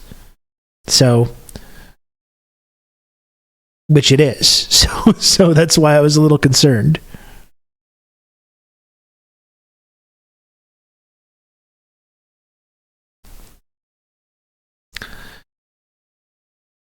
Yeah, well, it's definitely conflicting, isn't it, Sean? You hate the idea because then it just goes back to normal and they go back to getting away with it. I know, and it's like, I talked about this on the show with Justin Potter the other day, but it's like balancing this feeling of wanting to see Israel get smacked while also recognizing that that's going to be a disaster for everyone as well, including people in Gaza, but also being like so just continue the status quo. I think this is kind of part of my problem. I saw a kind of scoldy tweet. Okay, so Jackson Hinkle is posting a picture of himself with like an Iran headband being like, go Iran. And I saw a kind of like scoldy tweet, and this is not sticking up for Jackson Hinkle, who I think is a dipshit, but Jorkson Hunkler. I saw a kind of scoldy tweet showing that, being like, this is how you know he doesn't care about Palestinians, because anyone that actually cares should be for peace, right? Should be promoting peace, not for more escalation. And like, I get that sentiment, and we should all be for peace, absolutely. At the same time, though, it's starting to increasingly feel like the only way that this stops is with some kind of intervention.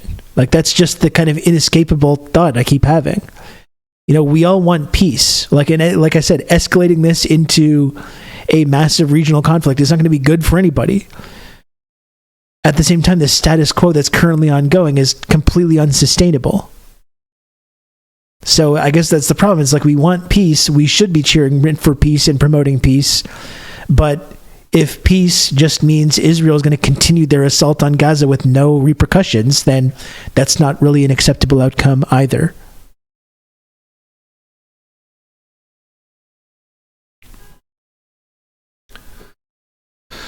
Anyway, these are the complex, conflicting feelings that I think we're all having right now. Anyway, let's take a look at this interview.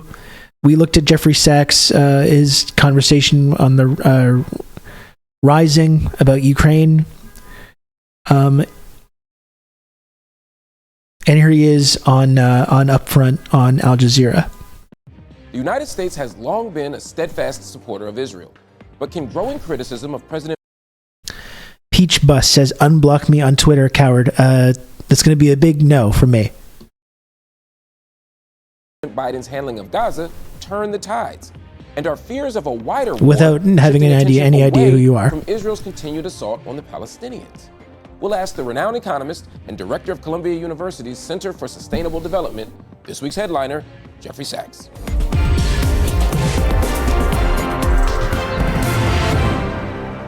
Jeffrey Sachs, thank you so much for joining us on Upfront. Great to be with you. On April 13th, Iran launched more than 300 drones and missiles towards Israel following a deadly Israeli attack. Finkelstein says it might be urged upon Iran to tread lightly so as not to agitate the lunatic in the room. But alas, that is not, in my opinion, a viable option. The documentary record demonstrates that once Israel has fixed a country in its crosshairs, nothing short of abject submission will bring it to desist. Yeah, I mean, this is it. You know, like, peace is important. That's all something we should be striving towards, of course, right? No one wants more war or death or violence or destruction. No one wants World War III, certainly, even if we might have a kind of sick desire to see Israel get smacked, which I'll admit I do have that desire. I don't necessarily think that's going to help anybody. and might very well make a lot of things way worse. At the same time, though, we have to recognize the fact that like this idea of just going back to some kind of peaceful status quo is not really an option either. And it does feel a little bit like that's the only way that this stops. Obviously, the UN is not stopping it. The UN has said this has to stop. Israel's ignoring it. The International Court of Justice says this has to stop, and Israel's ignoring it. You know? So it's like, how does it stop? I think that's an interesting question, isn't it? They have no interest in a two-state solution. Not only is the United States vetoing a Palestinian statehood resolution at the UN, Israel has no intention of ever allowing a two-state solution to ever develop, ever. They've made that very, very clear. So how does it stop? Is there a way for this to stop without military intervention? I think that's the really difficult question of this moment.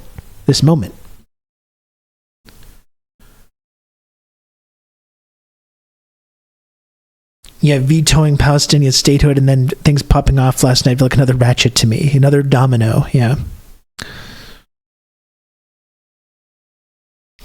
It also goes back to the Fidel quote, "They did not choose for this to be handled in a violent manner, the oppressor does." Definitely worth remembering.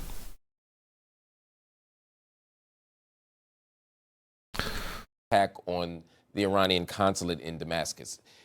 It's the first time Iran has directly attacked Israel, while Israel is weighing how it's going to respond to Iran's attack. And global leaders at the same time are saying, hey, you need some restraint here.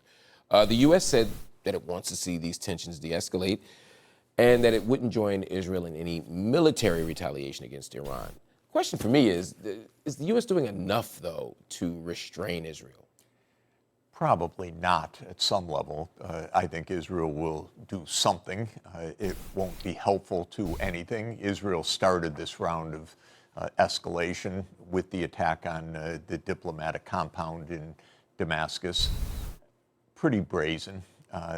I'd say more than pretty brazen, very brazen. Rather illegal, contrary to the Geneva Conventions on attacking diplomatic sites, a clear escalation, and I think clearly intended to pull the U.S. Into a war with Iran, which is probably Netanyahu's dream.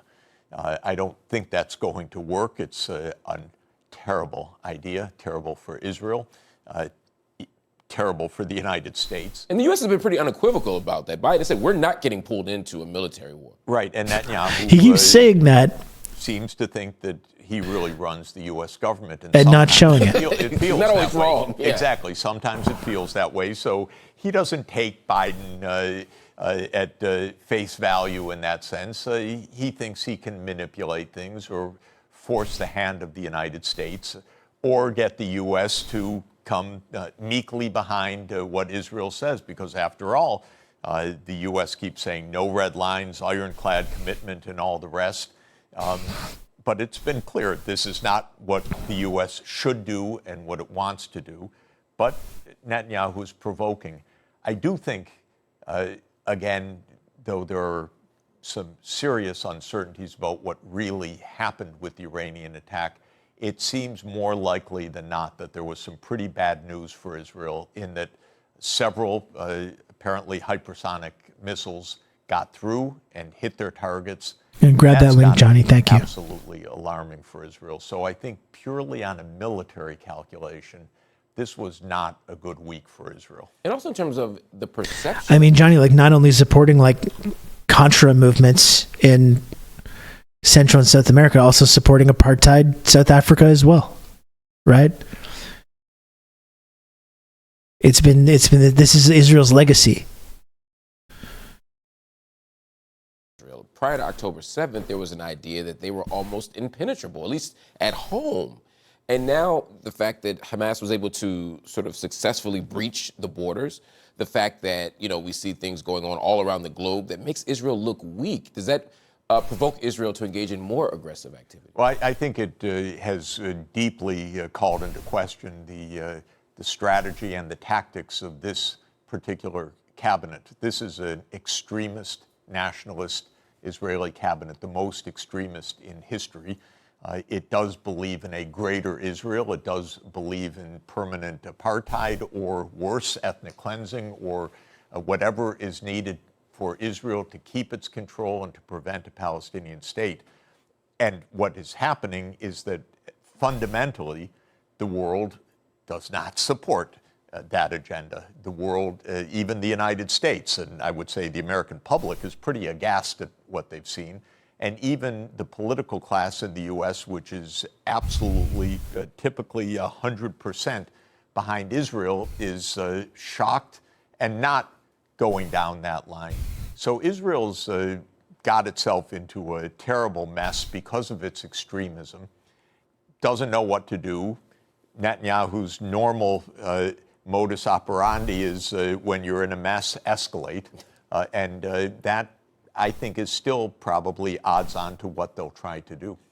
The U.S. has historically taken a very aggressive stance toward Iran, including pulling out of the Iran deal in 2018.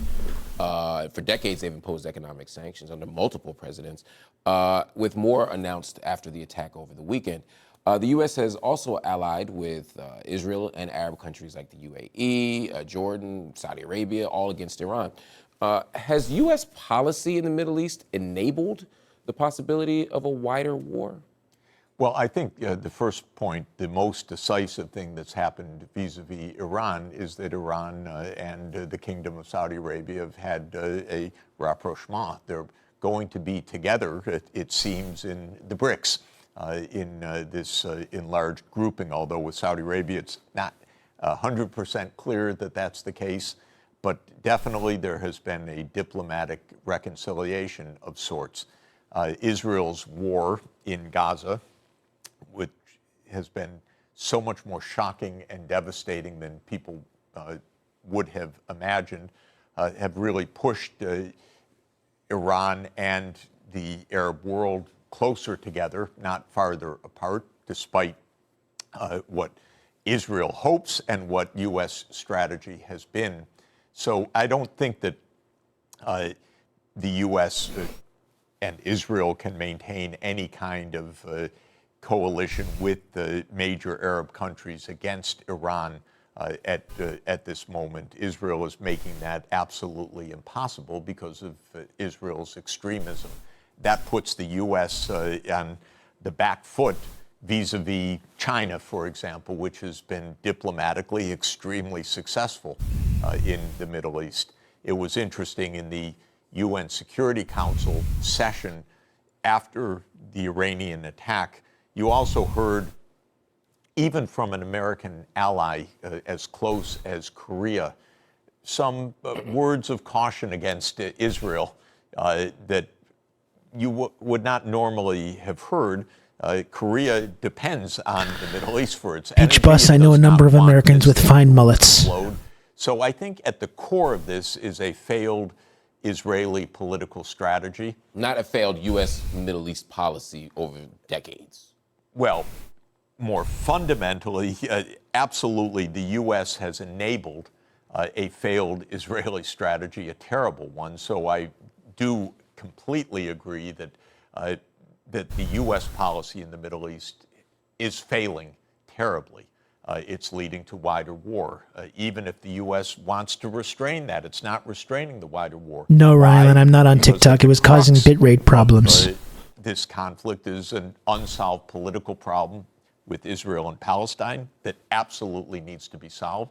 And all of the anti-Iranian dimensions have a very large source in the Palestine-Israel conflict, after all. There's no intrinsic reason why Iran would be the great enemy of the United States. Even with all the history, the U.S. has a lot to apologize for to Iran, starting in 1953 with the overthrow of the democratic government and the installation of a police state, after all. So there could have been a rapprochement between. I think Iranian history started in 1979, sir. That. I thought the U.S. should have signed the JCPOA and implemented it. And of course, that was subverted by Trump. Biden was weak, as he has been in so many areas, of not bringing that back to life. Biden has been weak in allowing Netanyahu to. But the short skirts, though. Extremist agenda. And here we are with massive failures building up, not just in the Middle East, but we have crises all over the world. And I would say it's because U.S. foreign policy is out of date, outmoded, and with weak leadership. You talked about this sort of enduring problem in the Middle East, specifically in Israel-Palestine. There's been a lot of renewed interest in Israel-Palestine, specifically around the so-called two-state solution. Yes. The U.S. has always said they've supported the two-state solution, whatever that might mean to them. And they have always articulated that as a kind of pathway toward Palestinian statehood. They want Israel and Palestine to negotiate directly in this regard. That's been a U.S. position. You know, I'm not sure how viable or possible that is. Well, you know, my thought is, okay, yeah, there have been negotiations now for decades. We're done with that phase. Now we implement the two-state solution. Right. It's been clear all the way back to the Six-Day War in 1967 what the outcome has to be, which is a state of Palestine on the pre-war borders and a state of Israel, and they're living side by side. They may not like each other. Maybe there's a barrier between them. You're going to have to clear out all those settlements. How many Israelis are living in those illegal settlements? The U.S. A couple 100,000? Back on that for two reasons. One, there seems to be You're going to have to clear all them out of there. In the global community, and certainly among Palestinian civil society, that two-state solution is actually not only undesirable but non-viable. Right. Because of settlement expansion, because of there we go. Israel's refusal to stand down on this claim of greater Israel. Over 700,000. That really there's a one-state reality that can only be repaired with a one-state solution, a single secular democratic state. Yeah, I think that right now there's an overwhelming sentiment in the world to implement the two-state solution, which has been on the table and is embodied in probably dozens of UN General Assembly and Security Council resolutions. Ducking that point a little bit. Many, many decades. On both sides of this divide, which is a terrible, brutal divide, there is a one-state solution. Of course, many in Palestine say one state, Palestinian majority, and that's it. On the Israeli side, we know this current government is for one state, completely an Israel-dominated state. My view is that, practically speaking, these two sides do not get along, and there maybe in future generations, someday they will get along. But for the moment, the right answer is the one that has been embodied in resolution after resolution, but never in. He's kind of ducking that question, though. We're coming to the end of that road. Because you're going to have to talk about how that's the logistics of that. Ready for a vote. The logistics of this two-state solution. How is that going to be possible? Based on the two-state solution. What does that mean? Talk to me about what that means as a practical matter. Perhaps recognition of Palestine as a state, membership that would be status. phenomenal. It'd be phenomenal. Yeah. But you still have Netanyahu who's saying, perhaps as a pretext, but that post-October 7th, we can't even have a conversation about a two-state solution. Look at a map and tell me how that works. Yeah. Has to include Israel having security control over Gaza. Yeah, and they're still saying like demilitarized. Even like the Americans are saying like, oh, like a demilitarized Palestinian state. I don't think Netanyahu has the final word in this. I think the world community has the final word. And if we find, as I believe to be the case, that there's an absolutely overwhelming global sentiment, this war has to stop. Israel has to stop killing the people of Gaza. The two sides. Why did Jeffrey Sachs start appearing everywhere for geopolitics stuff? I guess because he's like an establishment liberal. He has he's able to coherently explain his views, but he also has views that are far outside the mainstream. So I think there's kind of a fascination with that. For people that are very like a liberal dad-coded person, to go on there and talk about things like Ukraine or Palestine or whatever, and have these very radical departures from like what the mainstream consensus is.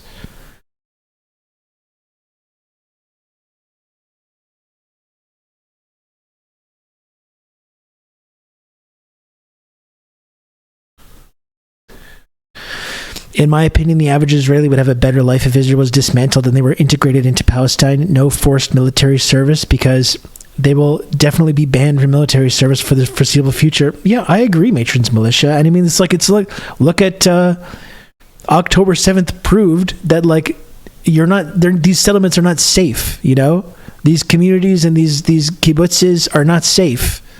You're not safe living in a situation that's maintained through military occupation and apartheid, because your whole existence pours gasoline on this militant resistance movement.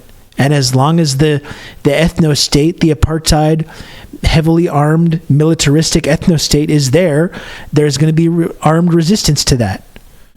So yeah, if the militarized apartheid ethno-state went away and there was more of an equitable situation for everyone, it would be less fraught, it would be less dangerous for everybody.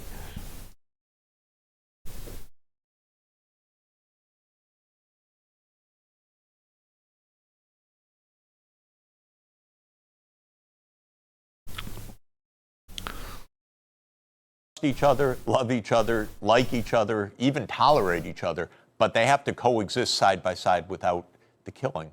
I think that this means saying to Netanyahu and this extremist government, if you can't implement that, it's going to be a different one onward, but this is the will of the international community under the UN Charter.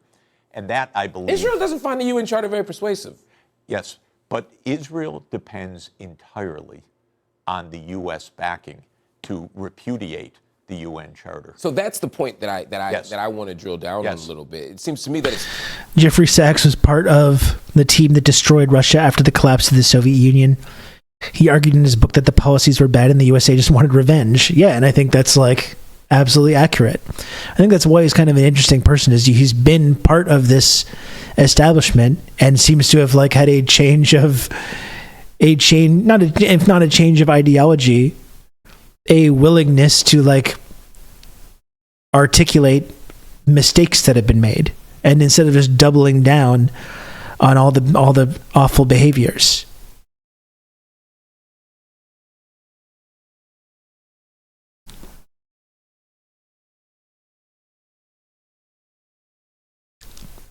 He's a dad go to JFK stand who normally should listen to about Ukraine. Yeah. And I do, even though he's been good about calling Israel out, I think his insistence to hold on to this two-state solution idea is kind of, you see a little bit of the liberalism kind of still creeping out. He kind of avoided that whole question that he was asked about settlements and the logistics and the reality of a two-state solution. He kind of just like deflected that, hand waved that away. Yeah, the USA wanted revenge for the war they started with Russia. Very cool and normal stuff. This is how America operates, right? It's like any country that challenges our hegemony in any way, or if we lose control of any of these places. You know, they used to have a certain measure of control over Russia. They had control over Iran. They had control over Cuba. They had control over Venezuela. And when the people in these nations come together to say, like, no, fuck you, we're taking back our sovereignty, we're going to forge our own path, we're going to have a different vision for economics or culture, they just don't let it go. They refuse to let it go. And they will hold those grudges for decades. That's why they're still sanctioning Cuba to this day. They still have Cuba on the state sponsors of terrorism list to this day. That's why, this is colonialist mentality, right? It's not even about America. Yeah, I was just about to say Haiti. And that goes back to them daring to rebel against the French, you know? Before America even was the hegemon that it is today.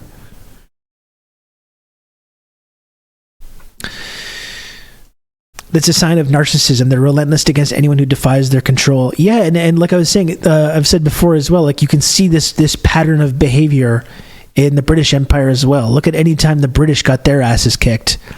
In Afghanistan, in the Indian Mutiny, in, where was the battle? British battle. It's Isand Luana in South Africa when they got fucking wrecked by the Zulus. Each and every time, even when they would get their asses kicked in these situations, they would come back. They would always come back with a vengeance and revisit that very same violence, or even worse, and reestablish control. Like every time.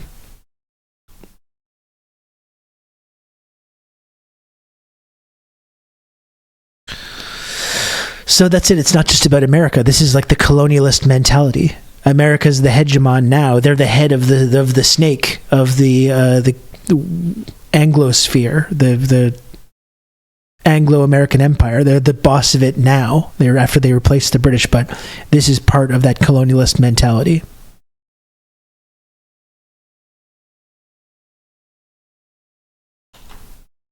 Far more important for the United States to assert its power than for the international community. Do you think we'll see America get ousted from the UN, or the UN cease to be an institution in our lifetimes? I don't think we'll cease to see the UN being an institution, but I think we're going to start seeing alternative institutions being built in the same way that we're seeing alternative economic institutions like BRICS being built now. As it becomes clear that the UN, even if these countries try to operate within the UN, everything is subject to the veto powers of this like psycho nation of violent sociopaths. So I think there's probably going to be new institutions that we'll see being developed that allow some kind of like avenue for countries around the world to, air grievances and try to enact policy. I would like to see Israel getting kicked out of the UN, though. I mean, they should. I don't know if it's going to happen in our lifetimes, but that's what should happen. Israel says, hey, ICJ, we don't care. ICC, we don't care. Geneva Conventions, not so important. But if Biden makes that call and says, hey, no more money. Hey, no more vetoes.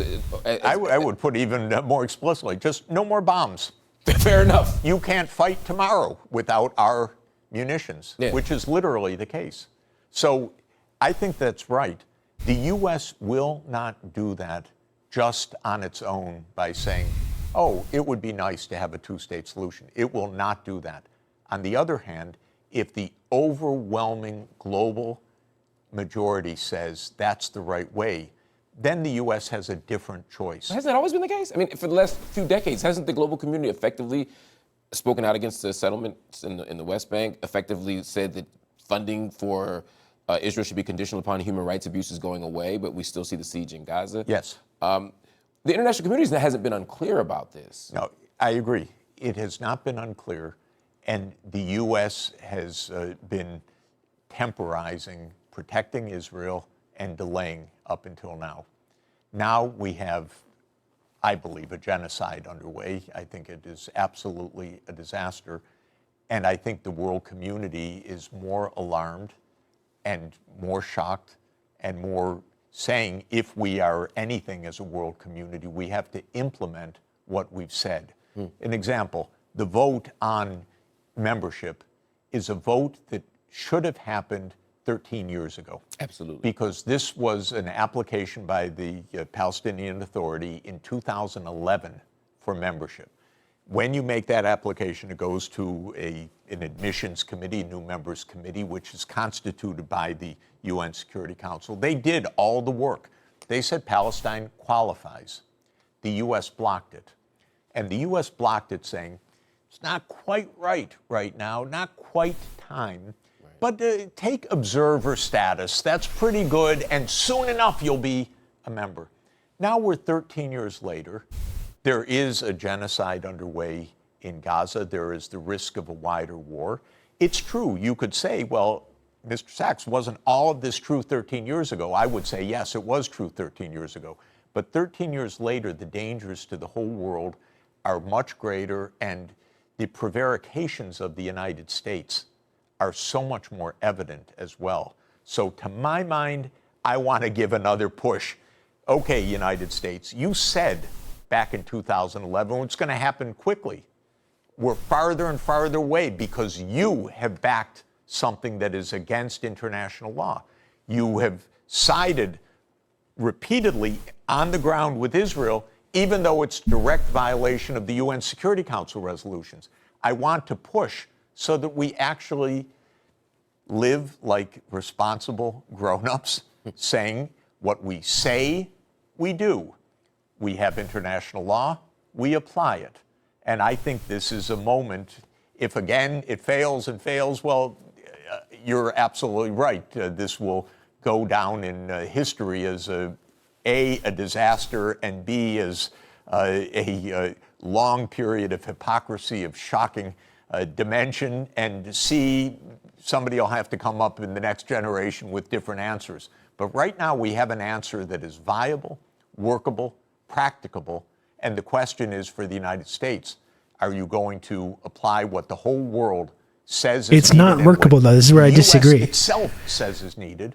It's or not workable. Are you going to continue to fake it? My basic argument. You can't really make this claim that the two-state solution is workable when Israel is saying there's not going to be a two-state solution. They've been abundantly clear about this in their words and actions for decades. So it's like, it's a nice idea, even though I don't think partitioned ethno-states are actually like real solutions. This is more of like colonialist mentality. Let's just have more ethno-states. But even if that was like a legitimate possibility to end this kind of conflict, to end this violence, it's not going to happen. I mean, they've made it clear with the settlements, with their words, their statements, the Likud charter. There's not going to be a two-state solution. They will not allow it. And it's not just like, oh, Netanyahu, once Netanyahu's gone. It's not Netanyahu. Like, it's the entire Israeli government. It's the entire Zionist movement. They don't want a two-state solution. They want one state, Israel, from the river to the sea. And in fact, they want to go further into Lebanon and Syria and elsewhere.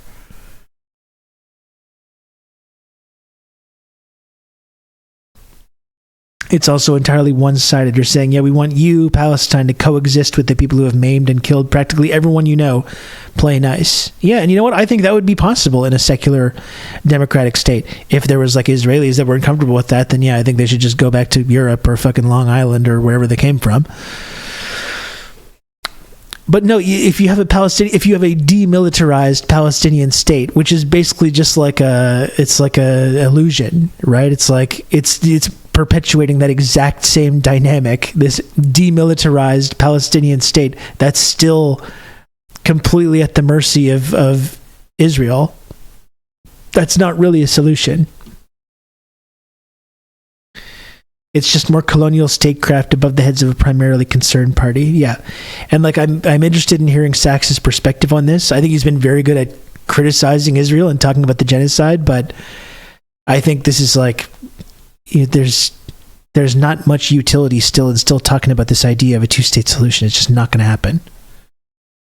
You know, we can acknowledge that. We can just acknowledge that it's not going to happen and work from there. If there's no two-state solution that's going to happen, then one-state solution. That's just like that's the only option that's on the table. It's not about our personal feelings.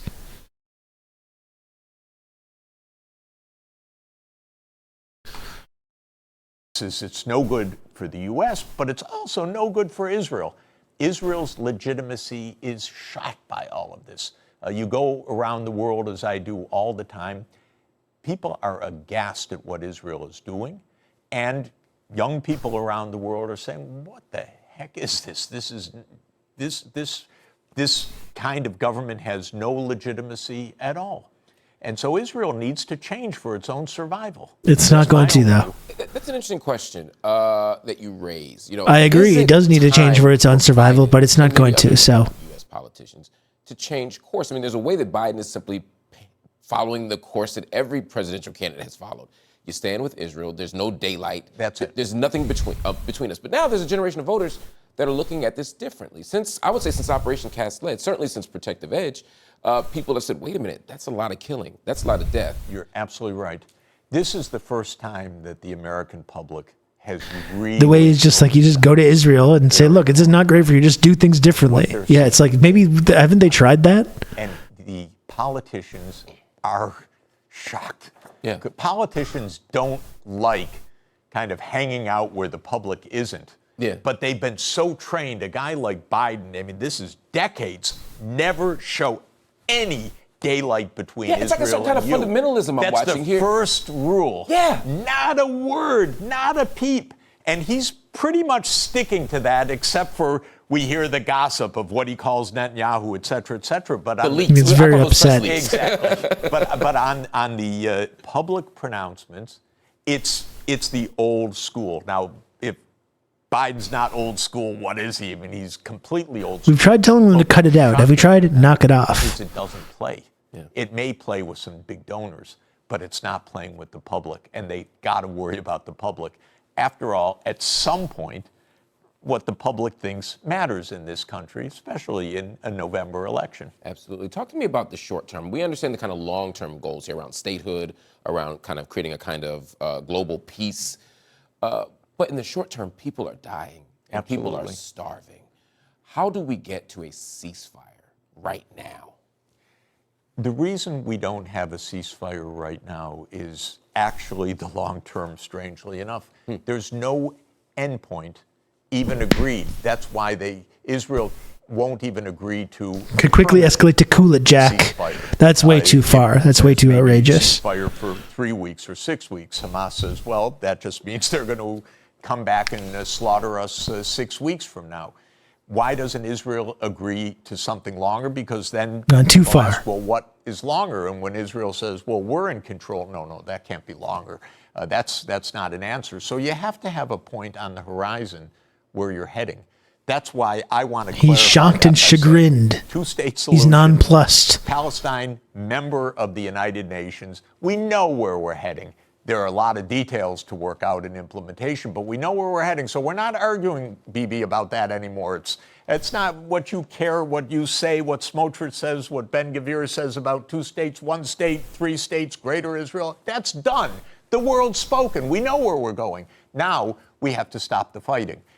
To my mind, that will become absolutely directly more clear once that direction is settled. So I see it actually that many times, if even you want to start your hike up the mountain, you have to know where we're heading so you know what path you're going to follow.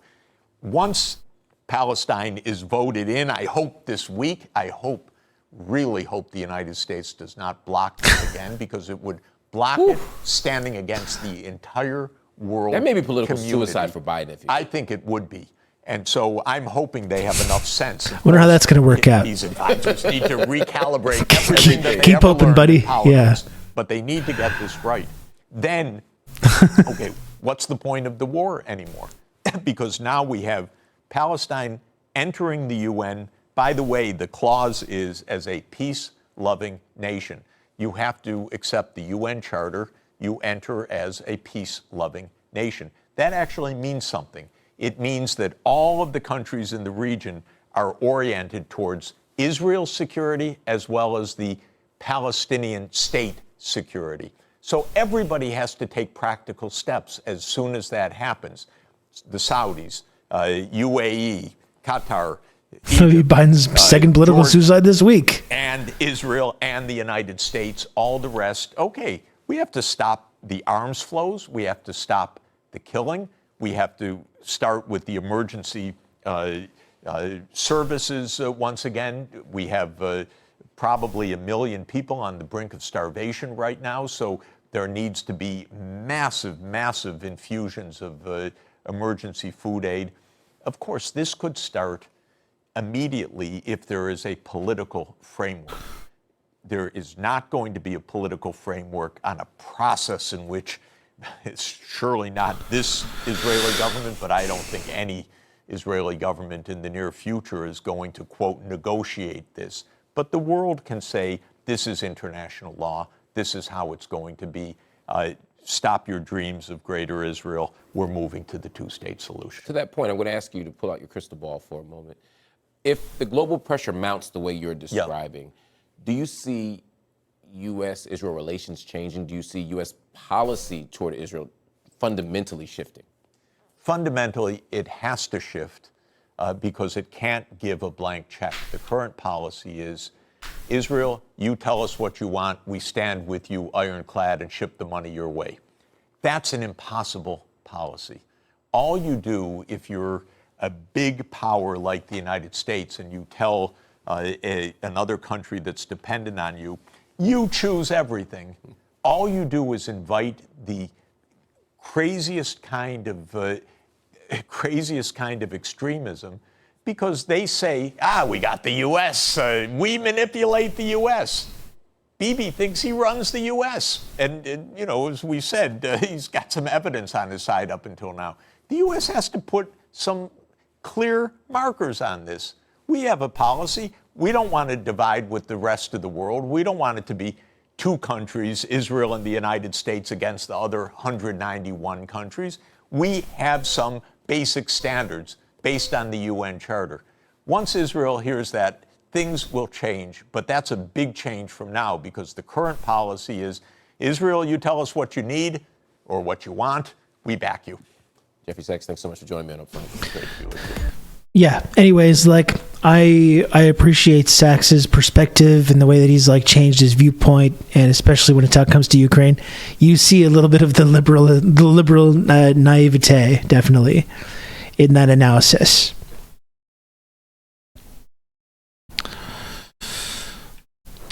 He's certainly done more to actually criticize Israel and call out Israel's criminality than most other any liberals that are even approaching the mainstream. But again, it's just it's being, that's what being a materialist is, right? It's like not being utopian or idealist. Maybe they'll just change their ways. Maybe they'll start to act differently if we just criticize them in this certain way, or if we do this or that. Or maybe then we can get a two-state solution to happen that's going to benefit everybody. Well, they don't want that. I mean, that's just the reality. It doesn't mean we don't have to like it, but like they've made it clear they're not interested. They're not interested in having a two-state solution. Like could not be more clear about this. So that's off the table. Okay. We know that they all wanted the two-state solution for a long time. It's off the table. So what's left on the table? So let's deal with that. Let's deal with that rather than like this like utopian idea or this like kind of fantasy ideal of what Israel might do if it was being governed by actual sane people, which it is not.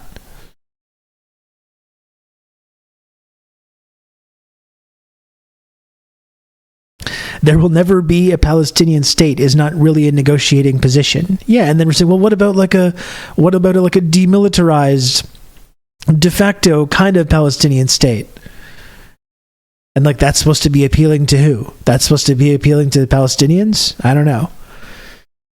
Yeah, I saw actually the manifesto thingy for the guy. It seems really kind of weird.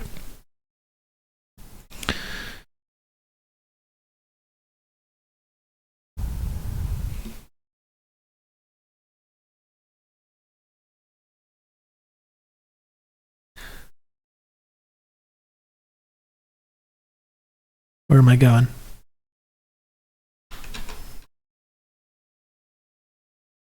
Someone sent it to Kala Walsh.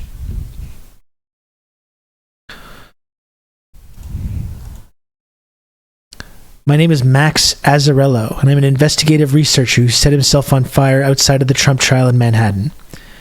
This extreme act of protest is to draw attention to an urgent and important discovery. We are victims of a totalitarian con, and our own government, along with many of their allies, is about to hit us with an apocalyptic, fascist world coup. These claims sound like fantastical conspiracy theory, but they're not. They're proof of conspiracy. If you investigate this mountain of research, you'll prove them too. If you learn a great deal about Ponzi schemes, you'll discover that our life is a lie. If you follow this story in the links below, you'll discover the rotten truth of post-truth America. You will learn the scariest and stupidest story in world history. And you will realize that we are all in desperate state of emergency that requires your action. To my friends and family, witnesses, and first responders, I deeply apologize for inflicting this pain upon you. But I assure you it's a drop in the bucket compared to what our government intends to inflict. Because these words are true, this is an act of revolution. Apparently, that's what it said, and I thought it was on this screen the whole time, but yeah, I mean, this is it. It's like you can just become a Marxist and then you kind of understand this stuff, this whole thing about like some kind of fascist world coup and a Ponzi scheme conspiracy. I don't know.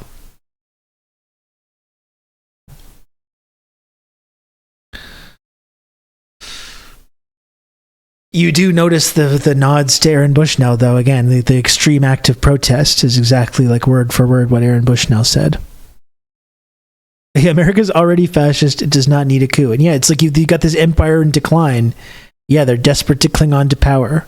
Like, okay, yes, we've been lied to about the nature of our society. This is not like this new observation. Like others have been making this observation for quite some time.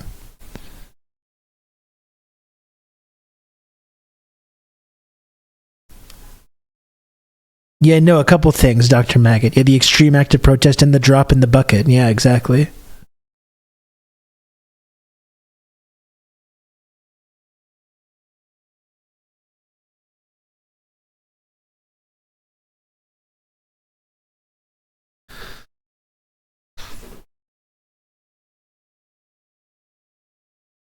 Yeah, I don't know.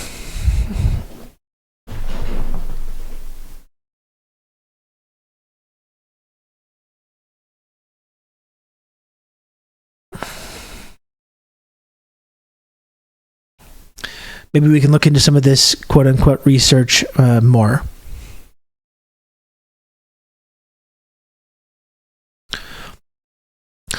I'm going to be around for about another 20 minutes or so. Haven't really done any calls to action today. Sitting at 16 out of 35 subs. I think 12 of those were from Don Darkzoni as well. So I will just remind people to please, if you can, subscribe to TRRS. Please support this show. I do the show every single day, mostly. Sometimes I don't, but I try to do it every single day with somewhat regular consistency. You know, I love doing this show. I love this community. The only way that it's able to really continue is if people subscribe. So if possible, please subscribe to the show or gift subs. Help me make the little number at the bottom of the screen go up. I've got to make the little number go up every day. That's the only way that I can earn a small living from doing this show. So if possible, you can count on me. If at all possible, if you can, please do subscribe. Please do subscribe to the show. Risk Inverse, thank you for the gifted sub. I appreciate that so much. I appreciate all the support. Risk Inverse, thanks for that. We are halfway to the goal. A little under half. We simply use the computer to mark up the size of the account. Please do subscribe. Thank you, Dr. Maggot. Thank you, Dr. Maggot, for the 300 bits. I really appreciate that. We're at 17 out of 35 subs. Rob to talk you through all this.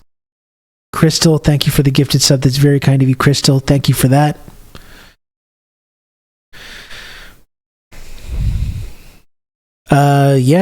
Yeah, folks. So again, like you can, if you subscribe, you can support the community. You can join the base level of the Friendship Triangle system. That's social media's only two-dimensional triangle-shaped friendship access and trickle-down clout tiered reward system. You get all the special tiny little images, including Twitch's only Enver's Hoxha emote, former Albanian leader. You can count on me. You're gonna Enver's Hoxha to talk you through there are no other on this entire platform. There are no other Enver's Hoxha emotes. It's only on this page that you can get those. GMO Radio, thanks for the gifted sub to Biden sucked off Minnesota.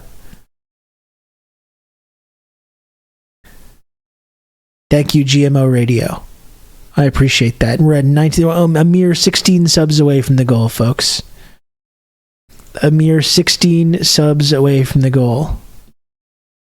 Barely anything at all. And a possible hype train on the horizon as well. One more gifted sub can get this hype train into high gear. Kick this into high gear.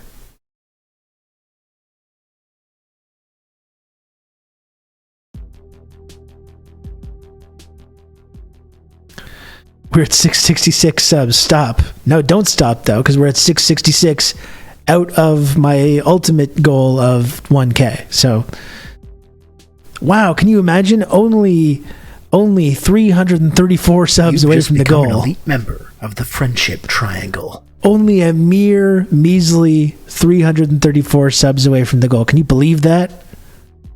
I can't. That's so few. That's nothing at all. Comrade Bushy, thank you for the 5 gifted subs. I really, really appreciate that. Thank you.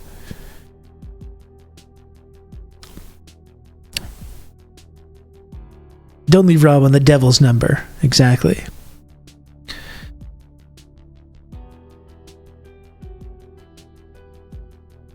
Yeah, Johnny, like I don't want to dissect this whole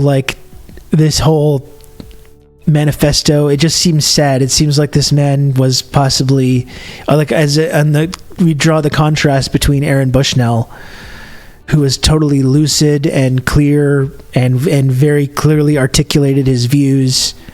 This just seems like a kind of crankish sort of conspiracy kind of thing, which is just sad. It's just kind of depressing, the whole affair.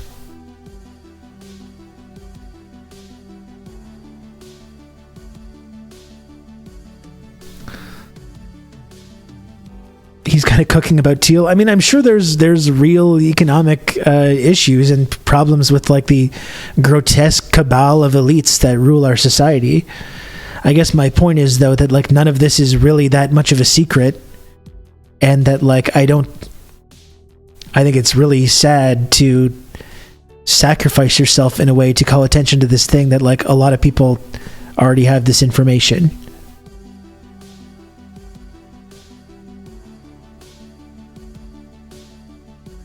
Cryptocurrency is our first planetary multi-trillion-dollar Ponzi scheme. It was expressly created for this purpose by a laundry list of rich and powerful people out of Stanford, Silicon Valley, and Harvard, Facebook.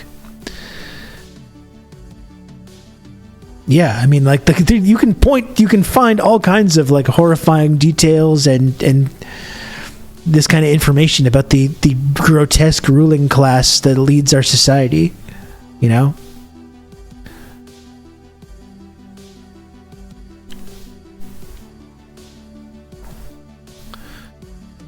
I don't know. It's just kind of sad and depressing. Folks, merely 11 subs to go. Merely 11 subs to go to get to the goal. That's so few. Only 11 subs to get to the daily goal. And only 331 to get to the overall goal. Can you believe that? Can you believe that? A mere measly 331 subs to get to the overall goal.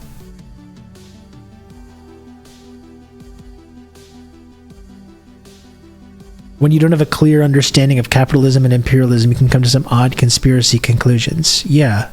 Yeah, it's like the no theory thing. I don't like. I feel weird taking it lightly or like being like, you know, flippant. It's just really disturbing. It's really disturbing and grotesque, and it's just kind of making me feel bad to think about.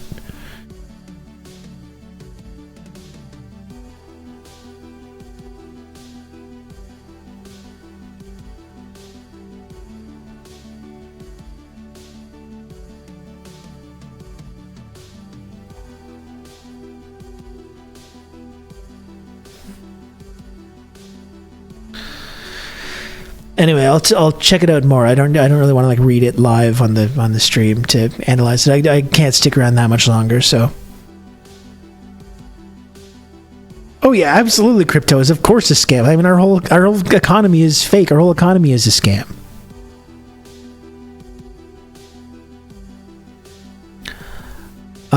Folks, 92% of the way through this level 2. One more gifted sub is going to get to level 3. While we're talking about Ponzi schemes, while we're talking about scams and tech company sociopaths scheming you and scamming you, we got one more gifted sub to get to level 3 of this hype train. on that subject. You can count on me. You're going to have good old Rob to talk you through Will, all this. thank you. Will Realms, I appreciate the gifted sub. Very first gifted sub in the channel from Will Realms. You can count on me. Very, very kind of you, Will. Thank you for that. Talk you through all this. And thank you, Diego, as well for the gifted sub. We got the first gifted sub from Will and the overall gifted sub leader in the community by a long shot. Thank you, Diego, for that. I really appreciate all the support.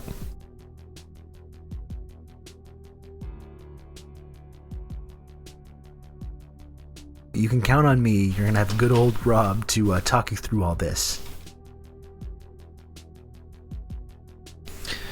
Mask loves you. Thanks for the gifted sub as well. Very kind of you, Mask loves you. Thank you for that.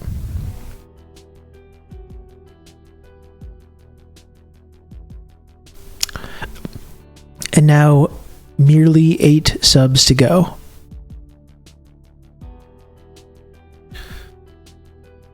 He's correct about Epstein at Harvard and his attempts at MIT. Well, yeah, I mean, listen, you can draw all kinds of these links between crypto, that scam, Epstein, his connection to the intelligence community, and blackmail. Like, there's plenty of, it doesn't mean that nothing this person's saying has basis or merit or a basis in reality.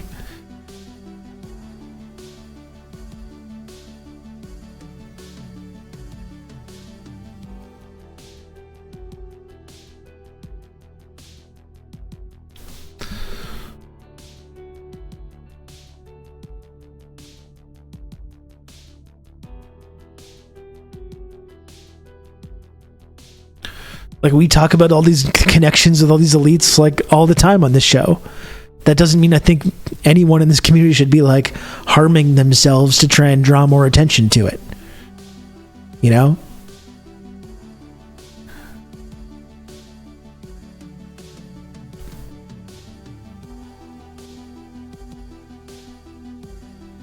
It's a really good case for being driven by conspiracy or being driven by ideology. He was the former, oftentimes right, but no governor to keep him from going deep off the cliff. Yeah. It's sad, and like I said, just like a sign of a deeply kind of sick society that this kind of thing is like happening now continually.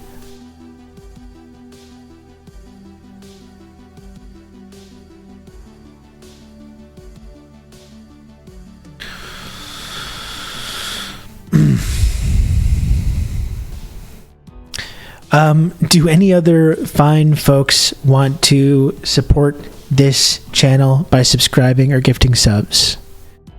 Are there any other fine, beautiful individuals? To talk you through all this. It's the final stream of the week. I will be back on Monday. I'm not going right away. I'm still here for another 15 minutes or so, but I don't think any more real serious discourse is going to be going on. Rylan, thanks for the gifted sub as well. Thank you, Rylan.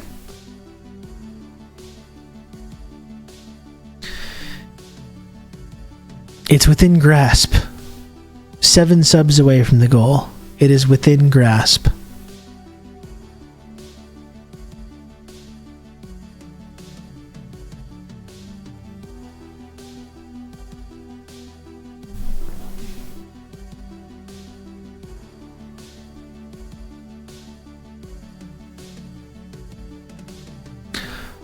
I'm a little bit running out of steam.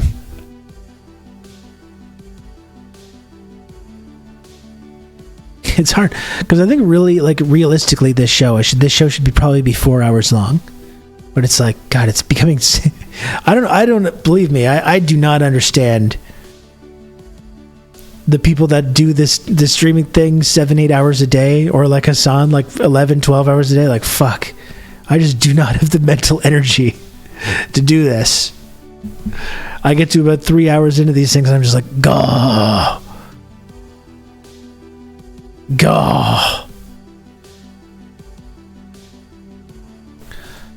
What is this? The idealist versus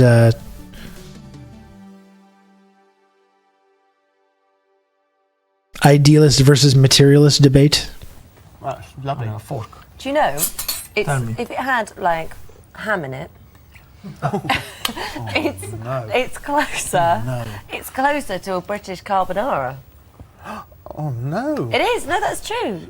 Oh, well, that's, I'm glad you're standing there. Do you agree? Yeah. But you know what I mean? If my grandmother had wheels, she would have been a bike. You know what? You know. You know what? You know, it doesn't make any sense what you said. It's a different recipe. It's got nothing to do with macaroni cheese. You know what? How random is what? Can please anybody help me here in the kitchen? Oh my God! He choked. Oh man! Stop it. Oh dear. Well, very good. Okay. Yeah. Okay. Yeah. Then, yeah. There we are. You can put a ham at home if you want. Excuse me.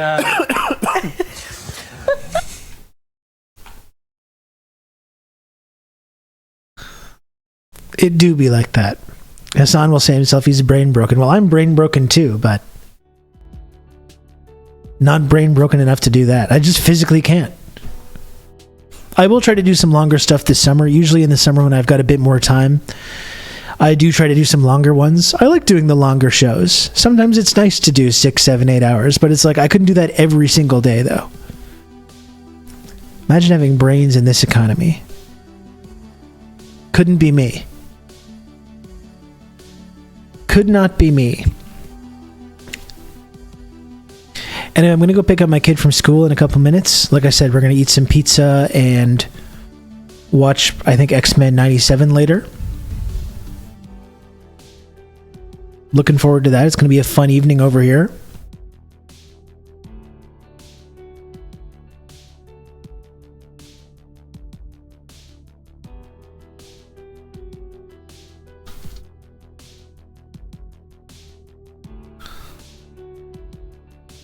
And if Rob doesn't get these 7 subs, his kid will starve.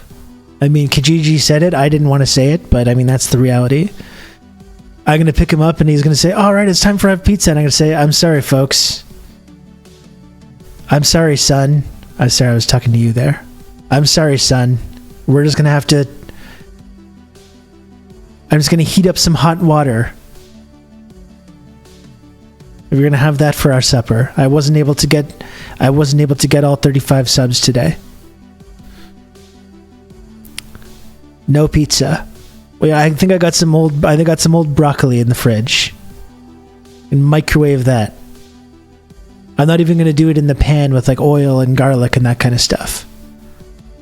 I got some old raw broccoli and a spoonful of dirt. You should get ice cream anyways for the mental distress. We might. Yeah, I might get some. I might get some Ben & Jerry's or something. I also do have brownies. I could make some brownies. But is that what you want, chat? You want to deny my son pizza? That's what you want. I mean, to me, I think that's a bit messed up. To me, I think it's a bit messed up to hear that there's a kid that's going to be denied pizza and be like, no, whatever, I don't care. I'm fine with that. I'm fine with that. But hey, I'm not going to judge, you do you.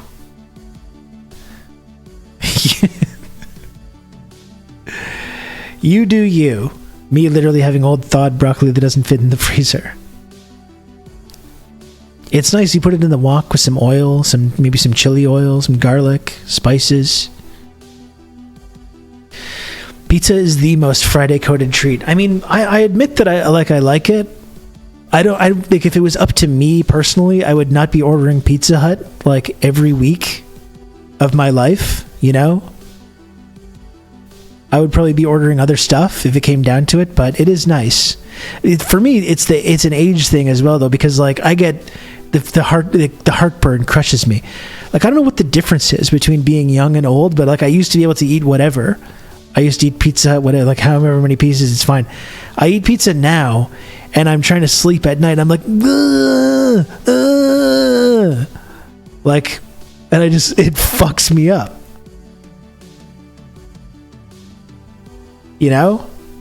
I gotta have like 2 pieces max. Anything beyond that, and I'm screwed. And it's so good too. Especially it's Friday, you're hungry, You get a nice cheesy, gooey pizza. It's like, God damn, yes. Hell yeah. Hell yeah.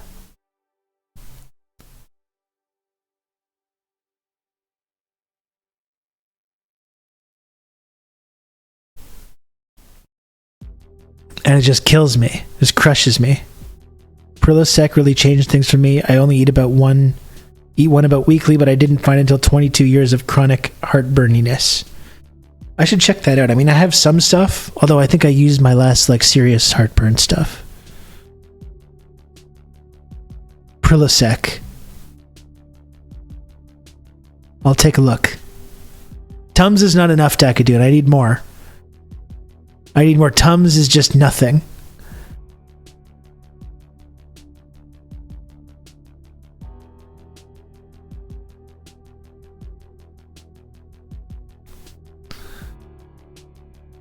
It sucks because it affects your sleep, which fucks everything up. Yeah, I mean, last week I was just miserable when I was trying to sleep. And we got a stuffed crust last week as well. We got a stuffed crust. And it fucked me up. I was messed up from this.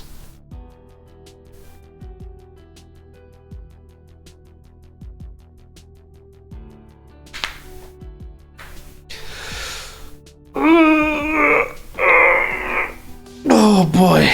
Okay, well.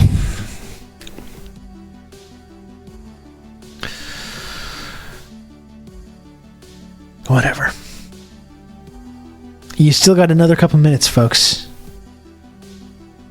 Maybe the pipes have been clogged? I think maybe the pipes have been clogged. We still got a couple moments. We got 7 subs to go. We got another couple minutes here. I'm sure we can do it. In fact, I'm not even going to say anything else because I know in my heart that those 7 subs are going to come in. I don't even have to do any more calls to action. I know. You can count on me. You're gonna have beyond a shadow of a doubt talk you through all this. That those 6 subs are going to come in. Max, thank you for the gifted sub. In my burning heart.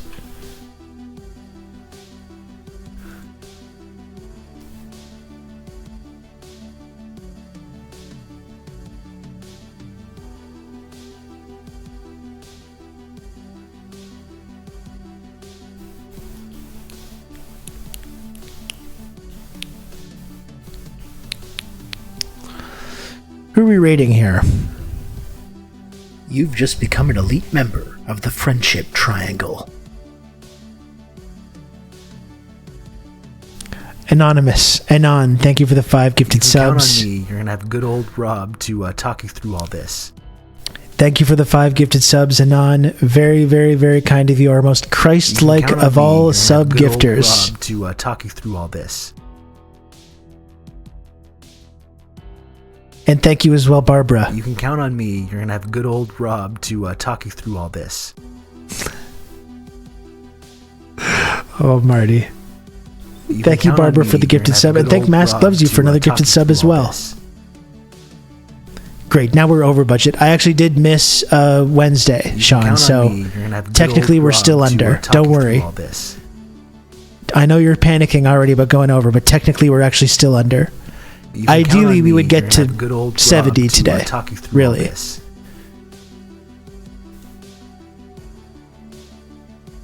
You can count on me. You're going to have good old Rob to talk you through I didn't really push for that, though.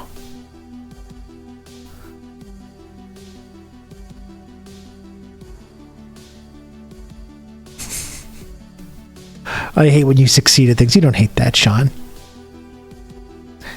Maybe Adam Cole with AEW losing viewers at an alarming rate might make him feel better. Oh, I might rate Adam Cole, actually. I gotta say, that's what I was saying the other day. Like, I think maybe in retrospect, he might be kicking himself for leaving WWE. I'm sure there was good reasons at the time. Vince was there, and he probably wanted to change his name, and was probably going to treat him like shit. And if he had just hung around a couple months, he would probably now be in pretty good shape. But he's in good shape now. He's doing quite well, so Ali and HD somehow dodged all the subs. We'll come back on Monday, Ali, and we'll try and get you a gifted sub.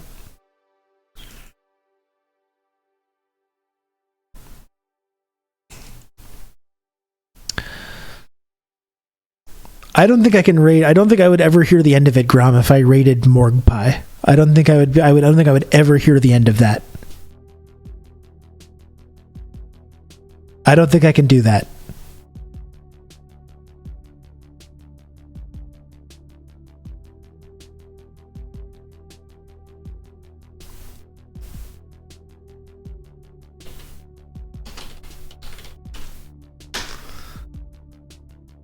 You can count on me. You're going to have good old Rob to talk you through all this. Oh my goodness, Crystal, thank you so much. Thank you for the gifted sub, Crystal. I really appreciate it. You should still get yourself pizza. Don't spend your pizza money on this stream. Wait, am I rating the wrong channel?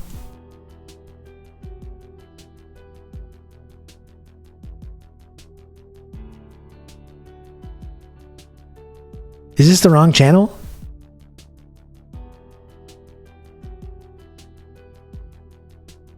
The Chug's 1G. Okay.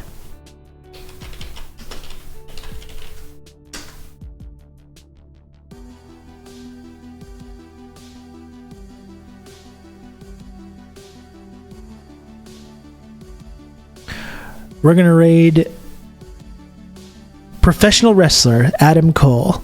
I was fortunate enough to see Adam Cole wrestle Kevin Steen for the ROH World title like 10 years ago. It was a fantastic night. I think he's an incredible pro wrestler. Very charismatic.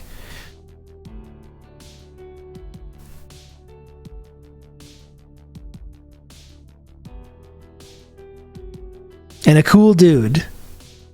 I think he's a cool dude. I'm wondering what the stream message should be. Should it be Rob Rousseau, Bebe? Is that weird? Is that weird to do? Thanks, Will. Come back on Monday. I'll be back on Monday, folks. Monday morning. Yeah, that's a good message.